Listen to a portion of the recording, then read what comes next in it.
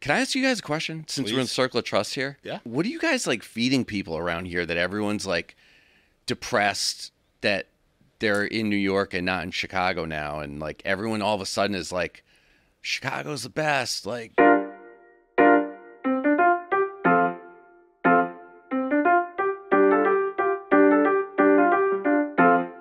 it's another edition of KFC Radio on the Barstool Sports Network. It is still Smashed Potato Bowl season. Everything you need if you want $3.49 to have a tasty, nourishing meal all in one little bowl. You got the smashed potatoes, you got the bacon bits, you got the fries, you got the cheese sauce, you got the cheese, shredded cheese, and you can add in for like $1 more or whatever, a couple extra bucks, you get the crispy chicken, basically like little chicken bites. It's all the protein you need, all the sides you need. This is my second one of the day.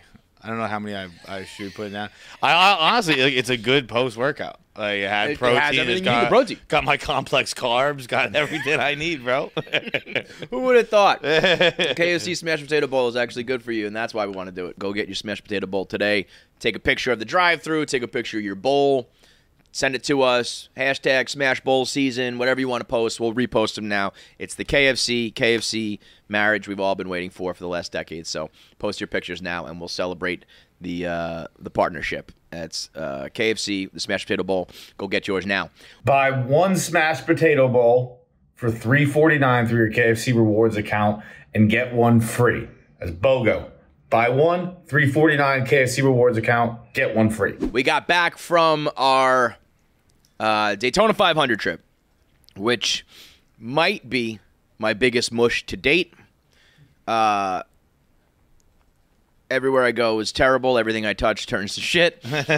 Went down to, beautiful sunny Daytona, Florida, where you're supposed to experience the, NASCAR Super Bowl, which is nothing but like drinking and sunshine and friendliness and cars and women and just everything that like America stands for. And we brought 72 hours worth of rain with us, and the whole thing got washed out. Didn't even see a car. I didn't see a car. I kind of heard a car in the distance at one point. I watched the Truck Series on TV.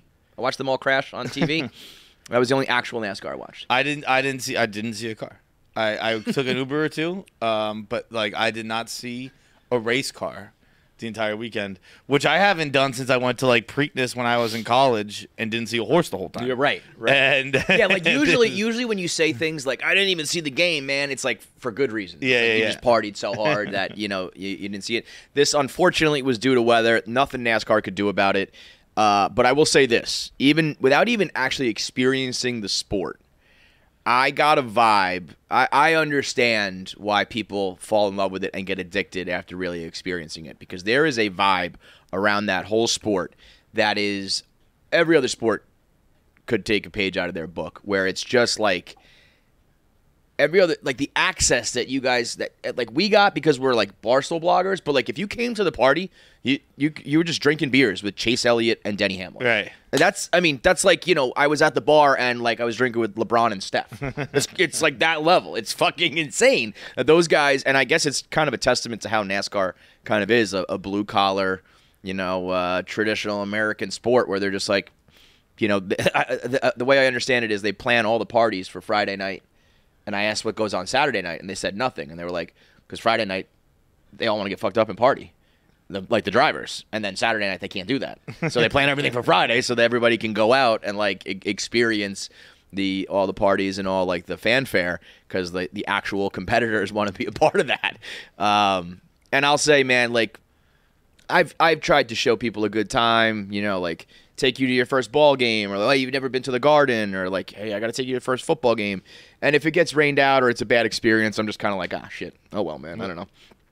The amount of people who came up to me from Barstool who have experienced NASCAR, from the NASCAR people, competitors in NASCAR, spotters and pitmen, the corporate people at NASCAR, they were like, I'm so sorry. And I was like, first of all, it's the fucking rain. It's nobody's fault. It's fucking God, damn it. But secondly, they were just like, I just like the fact that you didn't get to experience this. It's like it's got to be like a religious experience that like we just missed out on, with the amount of people being like, you like, please tell me you're gonna come back, because knowing that you guys like didn't get the full show is like eating at them, you know.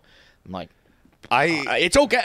Don't lose sleep over this. Like, we'll go to Talladega. We'll come back next year. I don't know. We'll do something. But man, people are like that passionate about it. So there's obviously something to it. And it's people who like, you know, I love that Large and Spider by the way are like truly the mayors of NASCAR, which is I mean, you know, I don't know about Spider. I think Spider has watched for a while, but Large kind of took a liking to it like after coming to Barstool.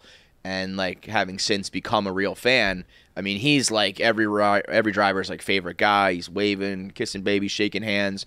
Spider was extremely impressive. We did like a little live show. Yeah, Spider was. I knew I knew Large was good. I hadn't seen Spider do much content before. Spider was incredibly interesting, funny, educated, smart. Right. Knew like I was like asking the right shit, questions, knowing all the info, knowing all the stats. I also earlier you talked about religious experience. I did get my religious experience this weekend. Oh, what's that? That was when a man fed us with a shovel. Bro. Chef Jason. What a funny moment this was. I'm so excited to tell this part of the story. So NASCAR also, I mean, the red carpet does not begin to describe it. You get picked up, dropped off everywhere you need to go, to and from. They're driving you in cars. They're driving you in golf carts. You don't need to lift a finger. You don't need to move. Everything's set for you. They take you here. They take you there. They give you booze. They feed you food. If it's raining, they have a tarp for you. If it's not, you're partying in the sunshine. If you this is what everyone gets, by the way. Yeah, everyone at NASCAR gets that experience. No, of course we get the special treatment, but there are, you know, plenty of times we try to do things with other leagues, and they're like, you know, here's like a pass that gets you like, you know, into like one press conference. It's like, fuck that, you know. So they roll it out, and we get to the spot on the infield where we have 2 double wide RVs with a tarp connecting them, and Chef Jason is there, and Chef Jason is whipping up some barbecues, got some ribs and all sorts of shit going. And I always say I don't like barbecue food, and I told him this. I always say I don't like barbecue food, and then I realize I never actually eat real barbecue.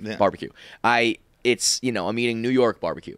And every time I have some real shit, some Kansas City stuff, some Texas, some Florida, I'm always like, oh, that's right. This is the real deal. But that being said, I like barbecue. I still don't eat like a barbecue man eats. You know what I mean? Mm. I don't eat like Feitelberg eats. You give me a plate of food, I have like a side, an entree, a few bites of some other shit, and I'm done. Chef Jason loaded up our plates. We had some ribs. We had some pastalaya, which is bow tie pasta cooked jambalaya style. Which I didn't put together the entire time. I thought it was. I was like, I've never heard of this dish, pastalaya, but okay. I thought it was Italian. I was eating it, going, damn, this kind of tastes like a good jambalaya. Never made the connection. Now, I had my fill. I had like, you know, a rack of ribs, basically a bowl's worth of pastalaya, and I was done. The only problem was there was only one garbage, and it was right next to Chef Jason, where he was standing.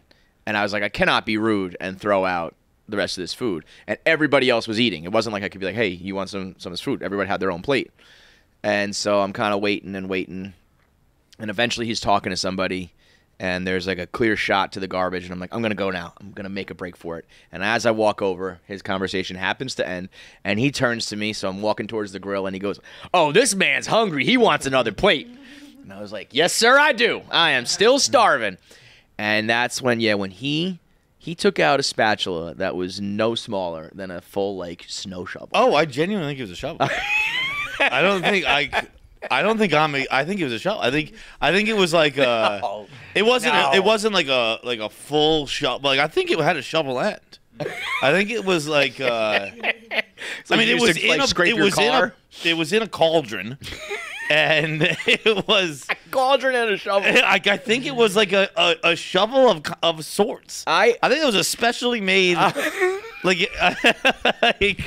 It was so many. He was using 2 hands. A shovel of sorts. Is great. Perhaps it was like like for to build sandcastles or something, but it was a shovel, dude. I've been telling everyone I got fed by a shovel. I wasn't exactly. I'm pretty sure it was a shovel. That is some funny shit, man. I mean, he definitely hit it with two hands. Yeah. And then poured off the side.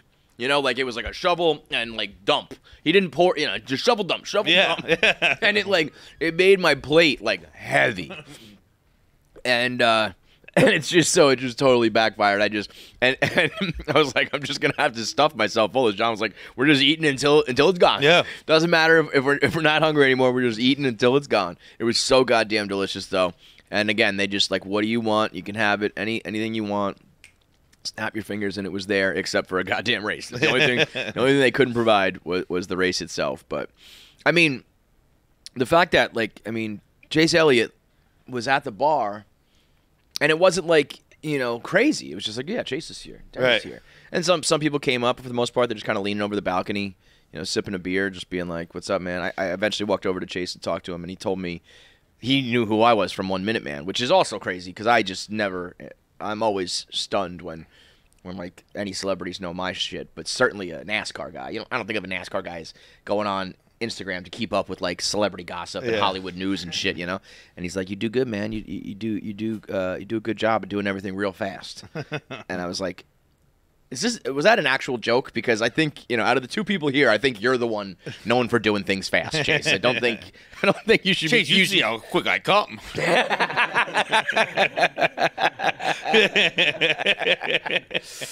I met Bubba Wallace's spotter, Freddie, who is a Mets fan from Long Island who moved down to North Carolina. Was just awesome. Just giving me Denny. Bubba Wallace races for Jordan and Denny Hamlin's team. By the way, so crazy that Denny Hamlin owns a brand but also races a car for another brand. Yeah. That's nuts to me. NASCAR's just like, whatever, we don't fucking care. But I was getting some behind the scenes stories about Jordan and him in NASCAR, and I mean just it's a very, very cool sport. It was quite the juxtaposition watching NBA All-Star Weekend compared to NASCAR, because I feel like you couldn't get further apart in terms of that vibe, you know what I mean? Like in terms of access and just like the atmosphere around the sport. So we'll have to try to do it again. But I mean I just think I'm a curse. I think it's like you guys should just go without me. It was brought the rain to Vegas. We brought the rain to Daytona. That was crazy. Just we've been on the road for 2 weeks and hadn't seen sun in two hot places. Right, two places that I thought were never raining. It rained for 7 straight days total on our trips. Did get some cool jackets. I did not take mine home. Did you? I did take mine. I left mine for the maid. I figured the person doing the hotel would probably like it. Didn't think you were gonna wear your Chase Elliott jacket again? I didn't think I was gonna get it. I felt like a poser. No disrespect to Chase Elliott. Well, here's the thing. We got someone gave me a lollipop. I was the gayest, not gayest, actually sluttiest thing I did all weekend. You were sucking on that thing, man. It was, oh my it was god, the longest lollipop ever. We did the NASCAR makeover, which yes, you feel like a poser. But also, I'm so happy we did, because I wore my regular clothes. I had jeans, a t-shirt, and a shacket over, a button-up shirt over it. And I didn't feel like a poser for wearing NASCAR clothes. I felt like a poser in Chase Elliott. Got it. I think that was being I'm a football fan, go Chiefs. Because he's fucking awesome. It's like I remember when but he's on the comeback. He broke his leg, and now he needs to prove himself again. Agreed. But he's still I think 7 years running fan favorite player, favorite racer. Yeah, so where definitely picking Mahomes. I remember when I started following the Premier League, we put a lot of thought into that. Mm-hmm. We were we're not gonna just go, Man U, whatever. At the time, Liverpool was not a good team, right? So it was you earned it. You wanted they weren't bottom of the barrel team, but they weren't a good team. You wanted a little bit of something. I feel like jumping on Chase Elliott kind of makes me a pussy. I hear you. We also talked to Zane Smith, who was the rookie of the year. So he's a new driver who, I mean, he's on the come up as well. But I mean, if I rolled up to NASCAR dressed like I was, I feel like I would have felt like a total asshole. So we made a stop at Bass Pro Shop, and I got some fly fishing pants. I got a Daytona shirt. We got the starter jackets and some NASCAR trucker hats, and it was just, I was like thank God we did this because, yes, I'm a total pussy and I'm a total, like, city slicker, city boy, not NASCAR guy. But at least let me pretend for the day, at least. And it was fitting, at least, that I found the Jordan starter jacket. It's like, all right, there's one brand I can rep a little bit. Did you buy that there? No, that was part of, like, the NASCAR grab I was going bag. to say, yeah. That was just like, they had a box and they were like, you want to wear this shit? I was like, hell yeah. It was a double XL, so I was swimming in it. But my favorite part, your favorite part was getting fed by a shovel. My favorite part was shopping at Bass Pro Shops, where the crusade that I wanted to fight, about 9 months ago, where I wanted to restart and fix the clothing sizing issue in America, where you buy an XL now and I barely fit in it, and yes, it's because I'm middle aged and getting fat, but also an XL from like the 90s is not an XL anymore. And I come to realize that maybe this is just like a New York thing or an up north thing, because you go back down to Florida and sizes are the way they're meant to be. You grab an extra large, it's a fucking extra large. You go shopping for pants, on the rack they had a 50-32. I've never seen a 5 handle shopping for pants. 50-32. There was a 48-30. I was like, what is going on here? And I was able to pull out a fucking medium Daytona t-shirt. I was like, I am a medium in Florida, bro. Let's go. We need to all readapt the Florida sizing, because this shit up here, I'm pushing double XL these days. It's fucking ridiculous. So that made me feel good about myself. The Bass Pro Shop is an experience unto itself. They had a whole setup outside. There was a big trailer there with a bunch of women who were running an awareness foundation type thing called Shoot Like a Girl, where they teach all the women and mothers and daughters proper gun protocol and bow and arrows and just how to shoot and how to be safe and how to protect yourself and all that stuff. And they said to us, you guys, it's not for you guys because we only have the bow and arrows and not bow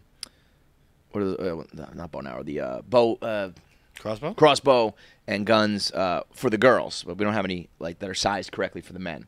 And I was thinking to myself, like, I think I'll be okay. I think if you gave me a female bow and arrow, I'd be all right. I probably can't even handle the lady bow and arrow either, lady. So, yeah, this was her talking, trying to, and I gave her the old, we'll come back later. We'll come back later. Oh, she knew that was bullshit. Totally. Right I tried to sell it by saying, can I take this? Yeah. And she was that like, was a good sure. move. Yeah. I said to her, we have a lot of shit to do with NASCAR, but are you going to be here all day? Because we can come back afterwards. And she was like, yeah, sure. And I said, may I take the flyer with me? And trying to convince her that, like, I really do care. Maybe I will come back. I'll scan the QR code. And I think she was like, see you later, you fucking pussies. I think the fact that we stood there for a half hour afterwards. The fact that we stood there for the correct amount of time to do the whole fucking thing probably didn't help the line. They haven't taken a step yet. I will say this: we might not got the full NASCAR experience, but I hope to God, and this is not something that can happen, but if I had one wish, I would make it happen. I wish that everybody on this planet could get the full out and about experience. Yeah. Because when you are out with Pat and Joey, take how funny their podcast is and their clips are and whatnot. When they're off camera and they're just doing their thing, multiply how funny they are by like 1 billion.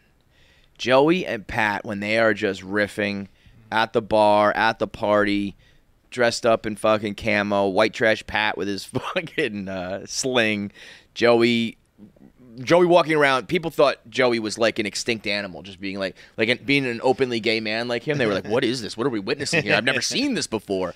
I told them my goal in life is to somehow get like a reality crew to follow them, or like hidden cameras, the sunglasses with the cameras in them, to just capture those guys when they are out, because it would be the funniest show on TV. It would be the funniest show on the internet. Just them being their ridiculous selves out in the wild. And some of it would have to be behind a paywall, for sure. But those guys start a Patreon with some of their uncensored content. Fucking forget about it. Everybody else retire. They're unreal. Joey in that setting. I don't think people got that, like, they're just gay men out of the closet. There was a couple people going, they don't even hide it. Like, yeah, no, they're just gay. They're just fucking gay, man. So while it wasn't the Daytona 500 experience, it still was a NASCAR type experience. And they were absolutely great. So, we'll have to do another big race or Daytona next year or whatever it may be. So thanks to NASCAR and everybody else who, all the sponsors and everybody who put it together, because it was certainly, even without getting to do it, I definitely had an experience that I've never had before. So that was very cool. One of my favorite moments too, at the party, at the tailgate, we were hanging out with a couple of guys from Friday Beers and Almost Friday, and Frankie Borelli was smoking a cigar and was just, what'd you say? You said he's a menace with a cigar. Frankie just with a lit cigar that he should have ashed like 25 minutes ago. It was like half ash, half cigar at this point, and he's waving it around and just knocking it into everybody at the party. This guy had on a pristine white, brand new, like Dale Earnhardt Jr., whatever it was, fucking NASCAR jacket, and Frankie just ashed all down this guy's back, and he was walking around going, some fucking asshole ashed a cigar on my back, can you believe it? Feitelberg was like, "It's that guy right there." Just fucking ratted him out. There was a couple chicks at the tailgate. There was a Alabama girl who grabbed a beer, bit into it, shotgunned. Immediately somebody threw her another beer. She stone cold that, grabbed it with one hand, bit into it again, shotgunned a second.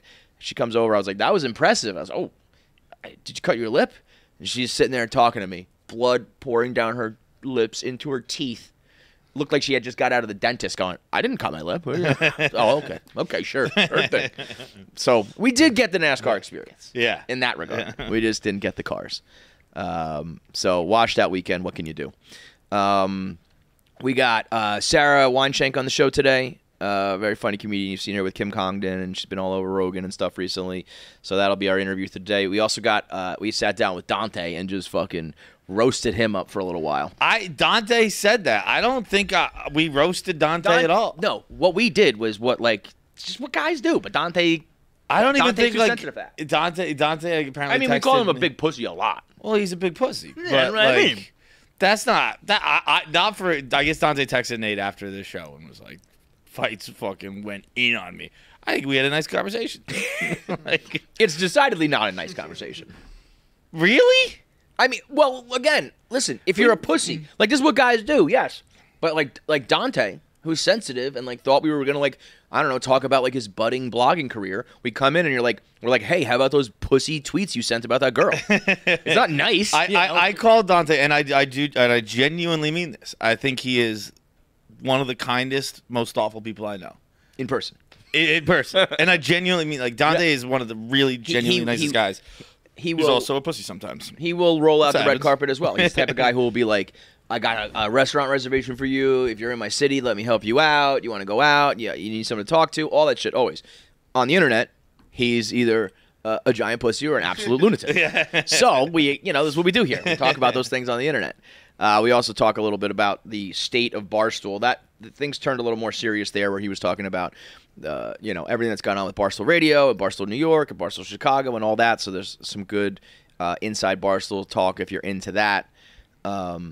I think I can fix the NBA All-Star Weekend problems. Oh yeah, I think I can do it. I think I have an idea. I don't understand why they. I mean, I think they're over. It's not just the NBA. All All-Star games are over. And you're probably right. Who cares? I think you're probably right in that regard. I think that there should be like a All-Star Weekend celebration that's probably more modern, where you're like, they're doing like live streams and internet.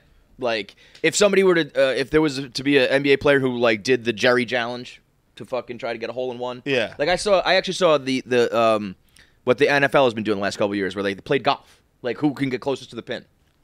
has nothing to do with football. Right. But I was just like, this is cool to watch, some of that shit. But I think even all that stuff has a 1 year lifespan. Like, you're not going to tune in the second year. No, but like, that's where I think if you just kind of every year you come up with just like something. I think what people like is to see these guys a little bit more in their element, like doing other shit. You know what I mean? Because like this All-Star game, 205 points were scored. You think that that's like cool or good, but it's like you're just watching like open gym shoot-arounds. Yeah, like that's not fun. I also think like with All-Star games, the guys who play in the All-Star games are the guys who deserve the 3 days off. Just cancel the All-Star game. Yeah, everyone gets 3 days off. Yeah. Well, like, what do you listen? That's probably the logical answer. If you're talking about still trying to have a weekend of events with games and challenges, I think there was the last one I remember. I'm not going to know the year, but it was probably within the last 10 years. Pavs, you might remember this. They like the final 4 minutes. They were calling timeouts. They were like setting up shop. It was like Marbury versus. Oh. Marbury versus it was longer than that because it was like Marbury versus maybe Iverson was still in it. I don't know. So maybe, but they were like they were fucking recently around, and then all of a sudden they were like, we're gonna play to win, and they were playing defense and all that shit, and then it actually becomes cool because the one thing part of me says, what do you expect? These guys want to it's their week off, Yeah, but. Anthony Edwards, he's like, it's a break. Right. See, it's called the All-Star break. Yeah. Yes. And it is supposed to just be like fun and shit. But it is also, if you want to be like for the fans, it's the one chance, like if you get, was it this one? Yeah. This one was a good one too. Yeah. So this was 2016. They were like really, and I think that's probably because Kobe was in it and probably talking shit and saying things that piss people off or whatever. There was also one, I believe, with Marbury like many years before that. Because it is cool to watch like the absolute best of the best go up against each other. That the West team was like a dream team. That was crazy. Maybe the greatest ever. Yeah. But I think and they the two teams kind of already did this with the West and the East this year. So it already sort of happened. It didn't exactly work, but I think you need to hype it up. The one thing that the NBA and all NBA fans and NBA Twitter and all that always does is argue like era versus era and great versus great. If you just take the youngest All-Star and the oldest All-Star and you find like a middle point in their ages and you make it like rookies versus veterans and you just hype it the whole week up as like who is better, Anthony Edwards or, LeBron James. Yeah. And you just pit that against each other because that does get that gets the internet and the people going, and I think NBA players are very in tune with all that. So if all of a sudden people are like, if all of a sudden the whole internet's like Anthony Edwards is better than Steph Curry or whatever, I think that gets a little bit of the competitive juices flowing. And then I think the same thing that that MLB does with the home run derby. There's $1 million prize for the home run derby. Guys, take it seriously. Yeah. Just I think, but this like you can get hurt. I think hockey has tried. Hockey's done America versus the world. Hockey's tried to like make there like some stakes a little bit, and just ultimately, if I get hurt, I probably lose $50 million. So I'm not going to get hurt. I guess, but if you were to make $5 million and you were like, I'm probably not going to get hurt, but I could make $5 million. If there's like an MVP prize, you play best. If you're on the winning team and you're the MVP, you get $5 million cash. That would probably help, but like I think it's just there's too much money at stake now. I guess because then if that really is the case, then they should just, like I said, come up with like you're doing just like other shit. Like don't even play basketball. Yeah. Watch them play fucking. It's one of those things. Like I don't blame the players. There's so much money at stake in your contracts, in potential endorsements, stuff like that. That like, why would you get hurt in the next? I would almost make the argument though that for a lot of these guys though, like at least the newer guys, it is like a coming out party where it's like it's probably more important than your middle of the road regular season game if you want to like become a star and like on the map and market yourself and all that shit. So I'd rather go hard because if you just like there's so much social media now like covering regular season games. Like I almost think there's a detriment if you do play hard, where it's like that's the fucking idiot out there playing hard. Yeah, you become like the Johnny in the gym, whatever. Like I think this year was such a breaking point that like I don't think it's lame. Like I remember I went to the '94. No. what year did the Fleet Center open? Whatever the All-Star game in Boston and the NHL. And I went to that game, and like I remember being there, and my dad was like, before even going to the game, he's like, "Don't get too excited. They don't play hockey here." Yeah. It's never gonna be like a full blown game, but I don't know. There's got to be some happy middle ground. I think if you offer a cash incentive and you strike into these guys' egos a little bit, because that's also the problem with the dunk contest is the egos and the guys being like, it's worse to look bad than it's better to win. Right. You know. That's what I thought Jaylen Brown was. I didn't see the dunk contest. But like I saw Jaylen Brown's quotes were awesome. Where it's like everyone's worried about getting memed. I don't fucking care. I want to have some fun. It's so bad though when he. But like that, Did you see the dunk with the no look?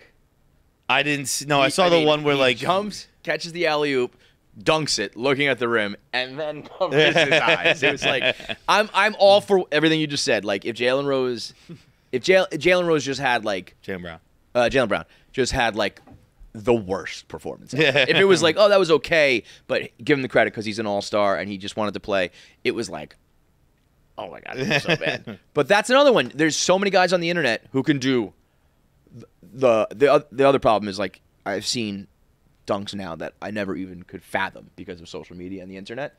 Just put those guys in the fucking thing. Yeah, but also when you see him on social media, you're seeing a clip. When you see it in person and it takes him 10 tries. I don't think it takes these guys 10 tries. That's the thing. But like Mcclung doesn't he take him a ton? He not a ton. If you don't hit your first one, you have to hit your first one. That is for sure. I mean, these guys are so good at these crazy ones that they'll make their first attempt on average ones for sure, and then like when you get to the finals, you pull whatever you got out of the bag. If you don't hit your first one, you like it should be over. You should like automatically cut in half. They also, I think this was the first time. It just sucks the air out of the room. It's not exciting anymore. It's like you have to do a different dunk. Like you could have 2 minutes. Yeah. If you miss that dunk, you got to do a second dunk. Clem said something else too, where like once someone does something, it's crossed off. Yeah. Like, everybody jumped over a person. That's off. 9 out of 12 people dunks were jumping over people, and the scoring, at least as long as I can remember. Every judge gives you What is zero. so impressive about that? What the throw it and catch throwing an inch to yourself? That's pretty hard to do, bro. But like, is that any harder than just picking it up off him? Jumping over Shaq? You gotta have like an extra like half a second there in the air. Like that's hard. I obviously don't know anything about dunking. That looks silly. It looks like you're trying to do something crazy. We're gonna tag Mcclung on that one. John thinks it's silly. All the scoring used to be 5 judges, 0 to 10, and then you added up to 50. And now everybody had a score to 50, and you were getting scores like 48.8. I was like, what the fuck are we doing? Also, Jacob Toppin got extremely totally screwed. Did a windmill 360 two hands. And like didn't make it out of the first round or whatever, right? This was the best dunk of the night right here. He didn't. This is it. No, that's not it. That's pretty sick too, though. Yeah. It was like would have been cooler if he threw it an inch to himself. Oh yeah. Dude, 360 through the legs, 2 hands. All of Mcclung's dunks on like a little tykes.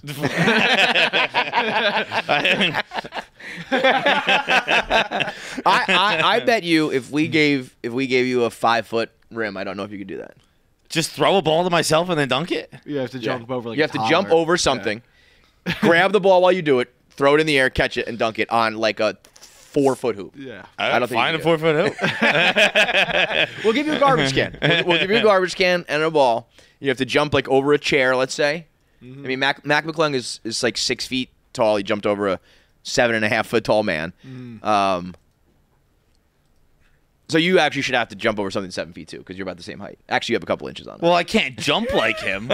Yeah, that's the point. He's high in the air that he can do these things. You have to do this. Holy shit, dude! I can do that. I do feel bad for him on a hoop that I can do that in a heartbeat. On a hoop that what? On like a lower hoop. I don't think you could. I know you cannot.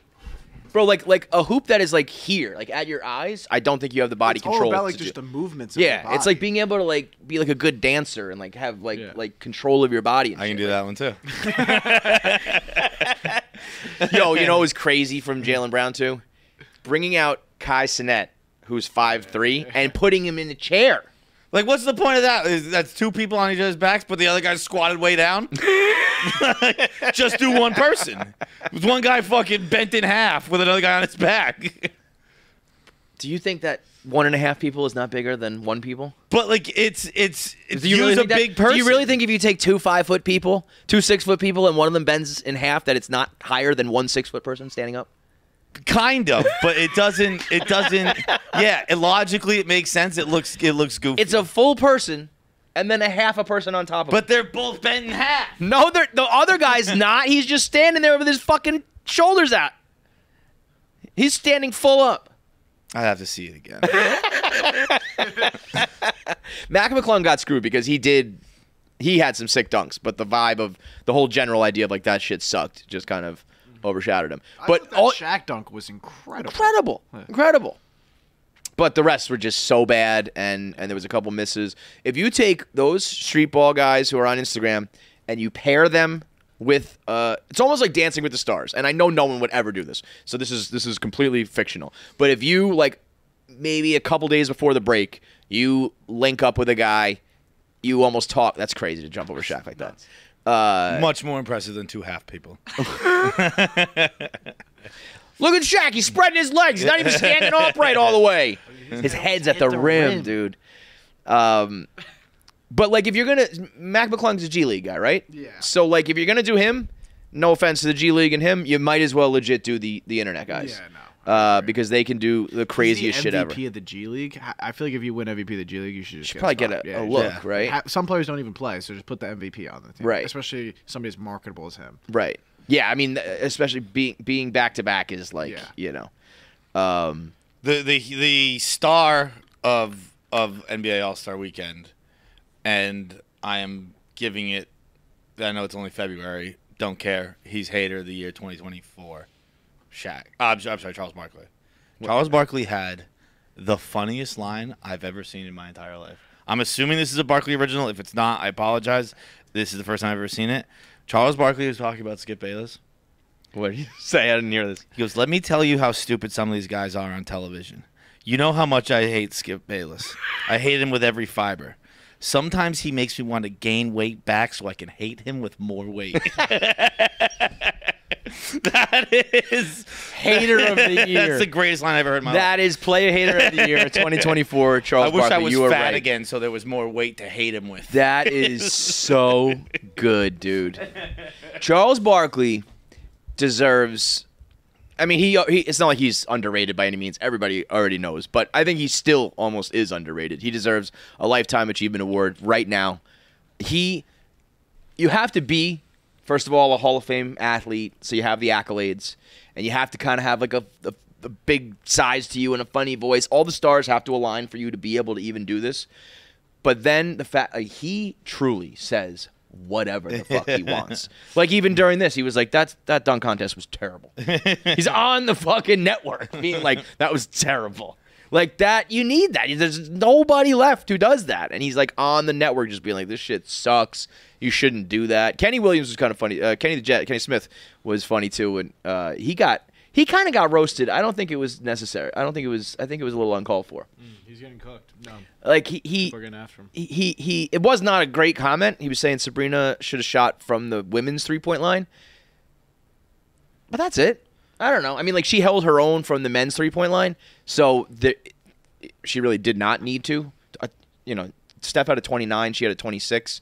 Like, a 26 beats other men in that contest, so it's not like, oh, wow, if you shot from your line, you would have competed and you got blown out from the men's line. But they fucking roasted him like he said, like, women belong in the kitchen. Yeah. I mean, he got fucking flamed. He didn't deserve that. But It was he obviously didn't mean it like that. But yeah, he was Probably just like, if she shot from the women's line, she probably wins. I think that's really was what he was saying. Like, Steph barely beat her, and if you think about it, she doesn't, she wasn't doing her thing. By the way, you want to see a crazy dunk? Because I went down the YouTube rabbit hole of the dunk contest last night, and everybody cites the J.R. Ryder through the legs dunk in '94, kind of like changed the game of dunks. Like, Nowadays, no, fuck, people do it in game. But at the time, he ran down the baseline, went through his legs, and dunked it, and people were like, "What the fuck was that?" And if you go back, Google Orlando Woolridge. I think he was on the Bulls in like late 70s, early 80s. Orlando Woolridge through the legs. This dude does not get any respect. This was way before dunk contests were even creative, like, at all. It was guys were just like going up and like dunking with like their left hand or whatever. This dude, pull up his dunk contest dunk, say through the legs on YouTube. He goes behind the back, backwards through the legs, and dunks it in 1984, like before the runway dunk, for 1984. That is like a time travel fucking dunk right there. Behind the back, backwards through the legs, like hook it over from the baseline, and nobody ever talks about that guy. But whatever. I mean, John can do all these dunks, so we maybe that's it. Maybe we just maybe we put John in the. I think we have to do this. Okay. You gotta find the hoop, and I'll show up and I'll do it.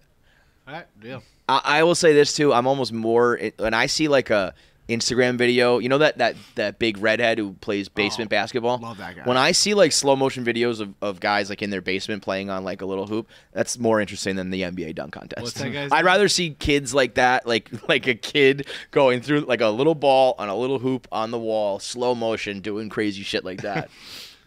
That's what we'll do with John. We'll do it slow motion. We'll put the music behind it. We'll make you a star.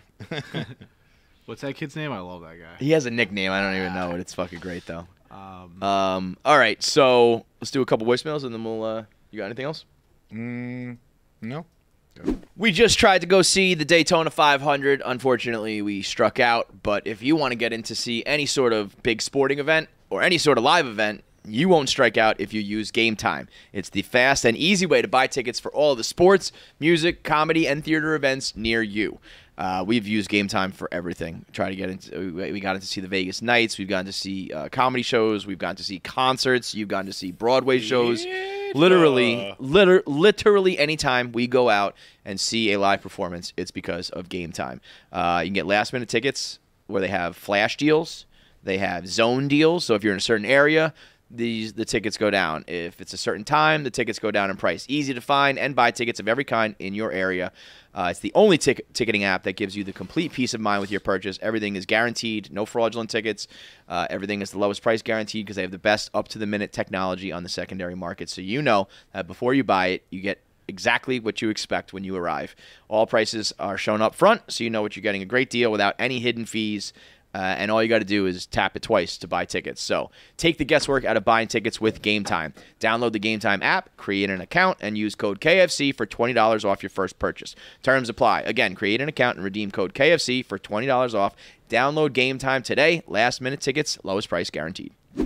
Hey guys, I have a question, or I wanted to get your thoughts on something. I saw a TikTok where a girl was explaining the idea of catch-up friendships, which is friendships from high school or college where whenever you see each other, you just spend the whole time catching up and you're not doing much else. But my opinion is that I don't really think that applies to a lot of male friendships, and if that makes me misogynistic, so what? But my logic is that I just don't think guys know how to catch up the way girls do. And I don't think that's news at this point. But whenever I catch up with friends I haven't seen in, let's say, a year plus, it's like, well, life's good. I don't like my job. My girlfriend broke up with me. It's very simple. And then like a minute later, it's like, oh man, have you seen this video of this monkey shitting itself? Like, I just don't think that we are good at catching up, and so that we just don't do it and we're able to pick up where we left off. So I just wanted to see if my logic is, if you agree or disagree. But I think I'm with him. Generally speaking. Yeah, very, very much so. I remember Jackie telling. Is Jackie here? Yeah. Remember, Jackie, when you were talking about there was some guy you were mad that he wasn't like asking you enough questions and giving you enough details, and everything was like one word answers and just like not good convo. And then John came in and was like looking at his text, and he was like, "Man, my friend's house burned down." And we like went about the day kind of doing the podcast, and then later Jackie was like, "Is your friend okay?" And he was like, "What are you talking about?" She's like, "The one whose house burned down." He was like, "Oh, I don't know, maybe." She was like, "Did he lose all his belongings?" She was like, "I don't know." Is his pet alive? Did his kid survive? John's like, I don't know, man. His house burned down. I don't know. And she was like, "Oh, yeah, like it's not him, it's not this boy, it's not me, it's just I think a lot of us are pretty wired that way to just be like, what's up? Yeah, I would very largely agree with that. I don't know if it's personal or if it's men as a whole or stuff like that, but like I always think of a line, and it's a repeated line, it's not like a single line, but like I watch a lot of like journalism movies, and they're always like, I just want to know your story. And I don't give a fuck about your story. Yeah. I don't unless care. It's an interesting one. But even like you can tell, I care about a story. I don't care about your story. Yeah. Like I don't like did something crazy happen? Tell me the story. But like I don't need a fucking point by point breakdown of what you've been up to since I last saw you. I feel you ever feel a little awkward with Barstool at all?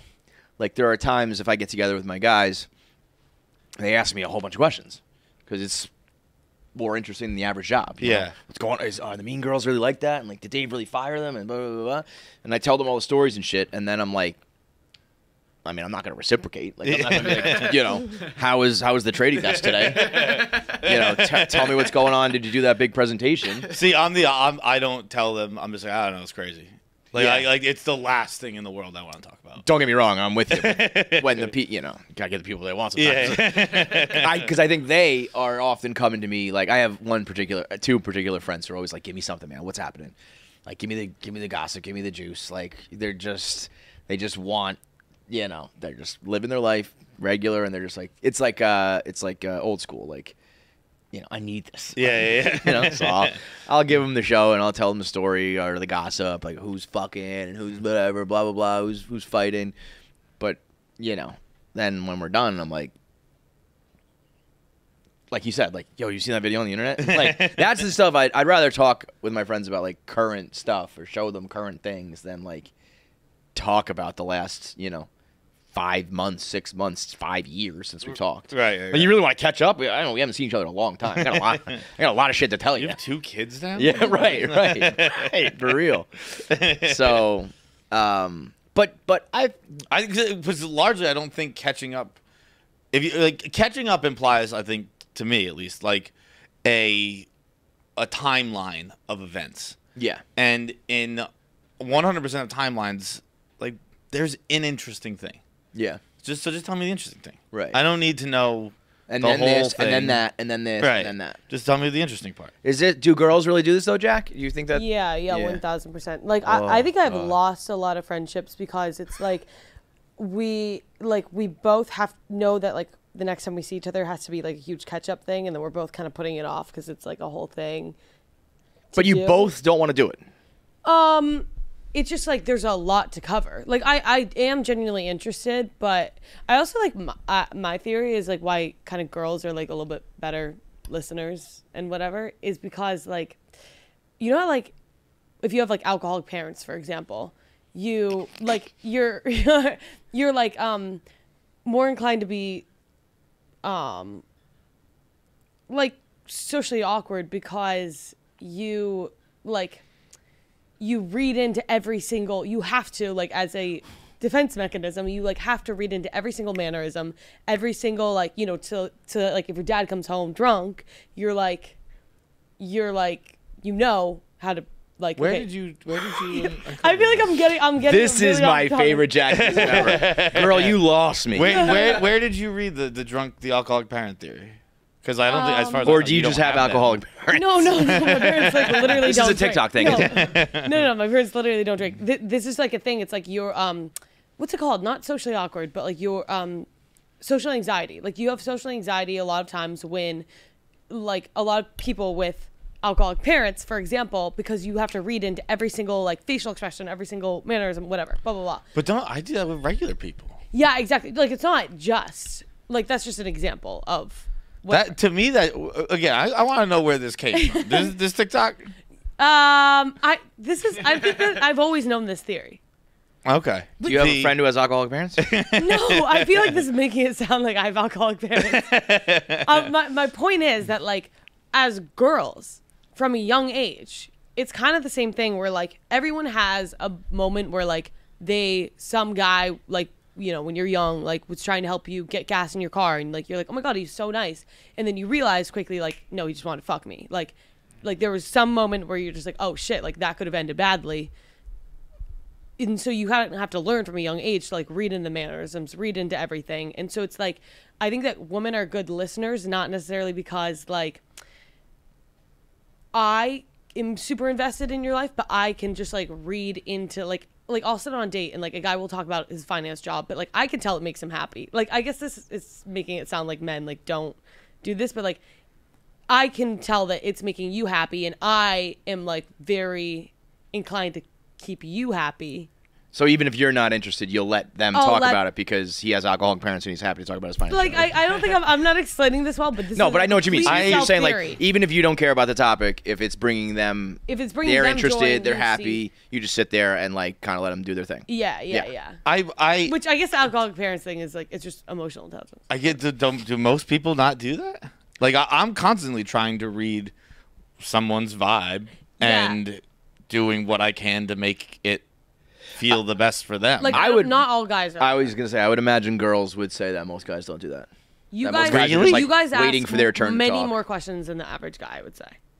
Yeah, I'm not shocked by that, but, like, to me, I'm not even trying to be like, oh, people are assholes. It's just like, that's the best way to have a conversation. Yeah, I don't think many, like, especially if I was, like, on a date with a girl, if you ask, like, a question or, like, a follow up, I think it's usually met with, like, oh my God. If I'm on a date with, like, I would say 80% of the dates that I go on, they don't even know what job. They never asked about what job. They never asked about anything. Like, I bet you walk away from, like, a first date, that would be a good, like, internet bit, like a good internet video. You sent people on a date and then you leave and you quiz the guy about the girl. Yeah. And quiz the girl about the guy.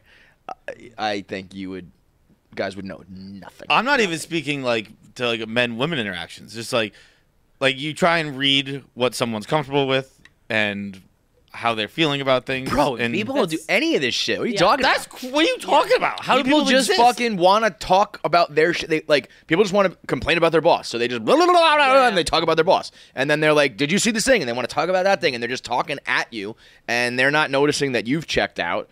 You're like, whatever, just fucking keep talking like that. I will 100% let you keep talking and stuff like that, but if that's what's making you happy. But, like, when you talk like reading facial mannerisms, like, that comes from alcoholic parents. No, that's it's just like, we lost the thread with the alcoholic. Let's just put that aside for a alcoholic second. parents is, like, I'm saying, like, for example, just forget about the alcoholic parents. I'm gonna be honest, it's gonna be pretty hard for me. I'm also like, this fucking crazy thing I just said. But you know how I'm still only with her. polite people have alcoholic parents? Is what this breaks down. No. But the people who at some moment in their life have probably had to have, like, I think that girls have that whole thing built in where it's like you have to be able to, like, be emotionally intelligent or else you're gonna die. I was gonna say what you're really describing is emotional intelligence. Yeah, and a lot of guys have it, but a lot of guys, it's not, like, as built in with guys as I think it is with girls, because it's not necessarily, like, a survival instinct for you. And I think what comes of that is, like, you know, tell me about that. Tell me about your boss. Tell me about the other girls. Tell me about. Because it's like, as a woman, like, if you don't keep the guy happy, you could die. Yeah. You know? Now that makes sense. Yeah. That makes sense for sure. So, I don't. Forget about the alcoholic parents. I almost feel, though, like, I would challenge that it's probably, you almost have to do more of that shit with your girlfriends to, like, keep the friendship. Yeah. Like, with a guy, I feel like you could just be like, you know, let him talk about his finance job, flirt with him a little bit, laugh a little, whatever, and you're like, you're good. Whereas a girl will be like, can you believe she didn't even ask me about the breakup, or, like, whatever. Yeah. I feel like they're more prone to be, it's, like, harder to talk to the girls than the guys. But that's why girl friendships are the best, though, is because you get to cover everything. But then it's like, then you get to, like, you know, with a boyfriend or with a guy, then it's just like, I can just chill. Like, I don't have to tell you everything. I do remember. I think Whitney Cummings said it. I think somebody told Whitney Cummings about it, and she kind of popularized it, being like, "Your boyfriend's not your girlfriend." Like, yeah. So don't expect him. You can talk about these things, and a boyfriend probably should be shoulder to cry on, or an ear to listen, or engage a little bit. But like, don't expect him to be that interested in the shit that you talk about with your girlfriends, because he's your boyfriend, not your girlfriend. It's a pretty sound piece of advice, I would say. Maybe not the fairest thing or the best thing, but probably the most realistic thing. That like he's not going to be like, "Oh my God, Gretchen did what?" It's more just like, "Oh, okay, Yeah. Oh, I hear you. I understand." That Girl sort of thing. friendships are a lot of work, but they're like the best. They're just the best. Like they got you. Nothing to say on that. my experience, unfortunately. And I what's usually that see, like, Jackie? I usually see girlfriends eventually, like almost inevitably, all like tear each other to pieces. So that's how. That's my view on that. But I also know, when you got your down to ride girls, but dudes are pretty cool too, though. No, dudes are cool. Dudes rock. Hey everyone. So back in May, Hang on, restart that. I was playing. That was a move. What do you think of that move, John? Restart that real quick. Hey everyone. So That's a bad wink, man. That's a bad It wink. was like a. Hey everyone. Wink's got. That looked like a twitch. Yeah. I got a I thought buddy you who were can't gonna wink be- and insists on winking, and we're always like, dude, Stop it. You're not a winker. Leave it alone. Also, it looks like I thought you were gonna be like, I'm turned on. That's why I was like, what do you think of that? Because I was like, I think we're going opposite directions here. She's a very She's a pretty girl, woman, and it's just, I would just say, don't put that in your repertoire. Because a wink, I don't even know if I'm gonna wink either. But you got to just be like a quick, like, you don't do like. You're trying to double up. You're trying to double up the wink. Well, the thing You can't do it at the same time. I think a kiss, a solo kiss, would have just been weird if he was just like, "What's up?" or "Hey," but That's what I was doing all weekend with my lollipop. Bro, when you finally bit into that lollipop, it was like you reached the peak of Everest. I was just so tired of having a lollipop. What was it made of, like steel? It was. You crunched it and you went, "Oh, thank God!" It was crazy. I wish I wish it was on camera. You holding on to it like it was, and you went, "Oh, thank you, God." It's like, first of all, throw it out. You don't have to do the this. trash was like 10 feet away. I can't do that. It was by the guy with the shovel. Yeah. All right, let's get to the winker. Yep. So back in May, I was planning on coming to New York City for work. So naturally, as one does, I slid into Feitz's DMs asking him to come on a date with me. He never responded, which is fine. I get it. It's fine. But it ended up being for the best because I ended up having a seizure while at work and had to ride in an ambulance with a coworker to the hospital. Maybe that's what happened with the wink. My question is either what's the most embarrassing thing that's happened to you on a date, or what's something that you were like really upset that didn't come to fruition in the moment, but it ended up working out in the long run? So let me know. Two very different questions. John, if you have a change of heart, I'm still available. Just a little bit epileptic. Saved it with the ending. Maybe the beginning of the voicemail wasn't great. The ending was. Yeah. Two very different questions. Worst thing that's happening on a date versus what's something like a blessing in disguise in your life. Damn. The date, I've never had something. I mean, you've never gone on a date, John. Yeah, but like I've never had one of those disasters. I've been on dates with people. I've never been on the first date. I've been on dates. I've never had like a disaster. Yeah. I don't think. Like I've never had like, I shit my pants on a date or anything like that. I both shit my pants and clogged a toilet. The clogging of the toilet was so unfair. The shitting in the pants was totally on me. That one was crazy too, though. I mean, I was just standing at the urinal. It's never happened to me before, and it never happened to me again. I was just like, I just blew it out the back. I don't know how that happened. And the toilet was like, if you have used a toilet in a normal way or in a potentially clogging way, And this was a completely normal way. So it was not even on my radar, I just like flushed it and like I'm getting ready to leave and I was like, no, what? No. No. This is not possible. What? No, there's no way. There's not enough in there. And it just kept going and going and going. And it was a total nightmare. I wish I'd had something. I've obviously gotten fucked up. But like, we both got fucked up. Like, I don't think there's been a date where like she had a glass of wine and I had 10 drinks. Like we both had 10 drinks. You think? You wonder if you asked any of your exes if they would be like, oh, there's no disaster dates. Let me tell you, they're not. I mean, none stick out to me mutually. Well, that's what I mean. Like, do you think there's any that stick out to her? Where you wake up in the morning, you're like, that was fun, huh, babe? And she was like, it was a nightmare. There have been bad times in relationships, but like on like a date night or something like that. No, again, nothing sticks out. I don't think that there would be something. There've for sure been bad nights, but like, I don't think we're like. I think like we agreed like tonight's gonna be a nice night kind of deal. Yeah, like, there's been nights we were out till 4 a.m. and fucking chaos happened, but like, yeah, that's called a relationship. But I mean, it's very unfortunate. I don't think. I got to get on that. I got to cross that off my bucket list. Ruin a night. Well, I've ruined many a night, but not a night that was agreed. Right. We're gonna have a nice night. I hear you. Do you have any like, man, I wanted that to happen. It didn't. Thank God it didn't.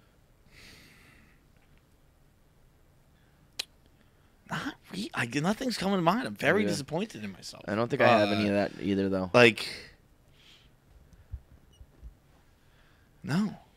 This is so lame. Or like a sliding doors moment sort of thing. What sliding doors? Actually, I don't really know what sliding doors mean. I think it means like like things happening almost like at the same exact time. Like if I wasn't there, like because I wasn't there, this thing happened. You know what I mean? What she's describing, I think it's just another way to say it. Yeah. The ships in the night sort of thing. There was this time a chick slid into my DMs and that time I didn't check my DMs. She had a seizure apparently. God damn, this is so fucking lame. Give me an example. Anyone got something? I need like someone to fucking jog. Wait, of anything. Bad dates? Or? Yeah. Or like, so I've got these alcoholic parents. And I thought it was bad. But then I was able to go on a date and have a conversation. Well, actually, one time I was about to order, and I think something got rather stuck in my throat, or like I was having like allergic reaction, and like I was like, I got the order. Like I was just like hyping up like I know how to order. And then on a date, like for a girl? Yeah. The waiter came around, and I could feel it coming as I see him coming. I'm like, I know I'm not gonna be able to talk right now. And he's like asking me questions. I'm pointing at things because I can't talk about. Wait, what were you choking on? I don't know. It was just my throat started closing, and maybe I was nervous. This is. I think you should leave sketch. Is it really? Oh no, it's. You're choking right now. I'm choking. It was Tim Robinson. I couldn't talk, and then she started to notice it right away, right at the end, and she's like, "Are you choking right now?" And I was like, yeah. Because I was like just pointing at things, and I don't know. Shut up! I think it was because my eyes started watering. Like, oh my god! What's your worst date moment, Jackie? I mean, I had to wear a helmet on the date. What's your worst not punishment date? I mean, like I've had a date where he was bad. Like the guy who was like he got kicked out. He like told me all in the first 10 minutes that he got kicked out of school for sexual assault allegations, and then he when he got kicked out, his parents cut him off, which he made very clear also that his parents are very, very rich, and so cutting him off was really, really uncool of them. And so then in order to make money, he started selling drugs. And then he got addicted to the drugs. I was like, nobody's asking you. You don't have to tell me this. Then he got really addicted to the drugs, and then he showed me he was like 500 days sober, which is good. but he also had ordered. Also, biggest red flag. He ordered a Dirty Shirley at first, and then I What's like a Dirty Shirley? It's like a Shirley Temple. Shirley Shirley Temple with Temple. booze. Oh, okay. And so then I I was got a like, question about the sobriety then. yeah, exactly. So I was like, wait. Yeah. That doesn't make. I thought, but he was like, you don't have to be all the way sober. Like, I don't have to. Like, I just can't do the opioids. So then, also I tried to like make fun of him for getting a Dirty Shirley. And like he just didn't have a sense of humor. Like so, it's like if you're gonna order a Dirty Shirley, you have to be funny about the Dirty Shirley. Yeah. He was like, Yeah, it's just yeah. like, You I can't don't order know. that with a straight face. It makes me like not hungover. I was like, that's the number one drink that should make you hungover. Anyways, whatever. Point is, and then he said that since he got like the drugs thing, obviously when he got addicted and then had to get sober, like that wasn't a good source of income for him anymore. So he started an OnlyFans, and then he showed me the OnlyFans.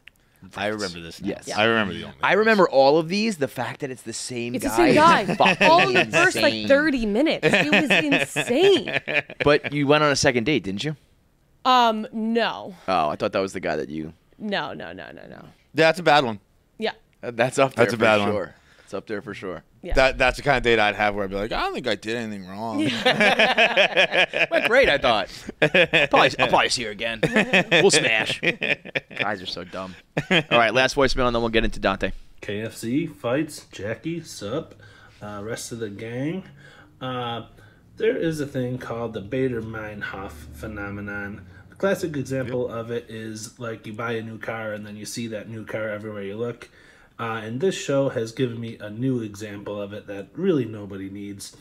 For the previous, 36 years of my life, I'm pretty sure 0 times had I put my dick away too fast after peeing and peed in my pants a little bit until Feitelberg brought it up on the show.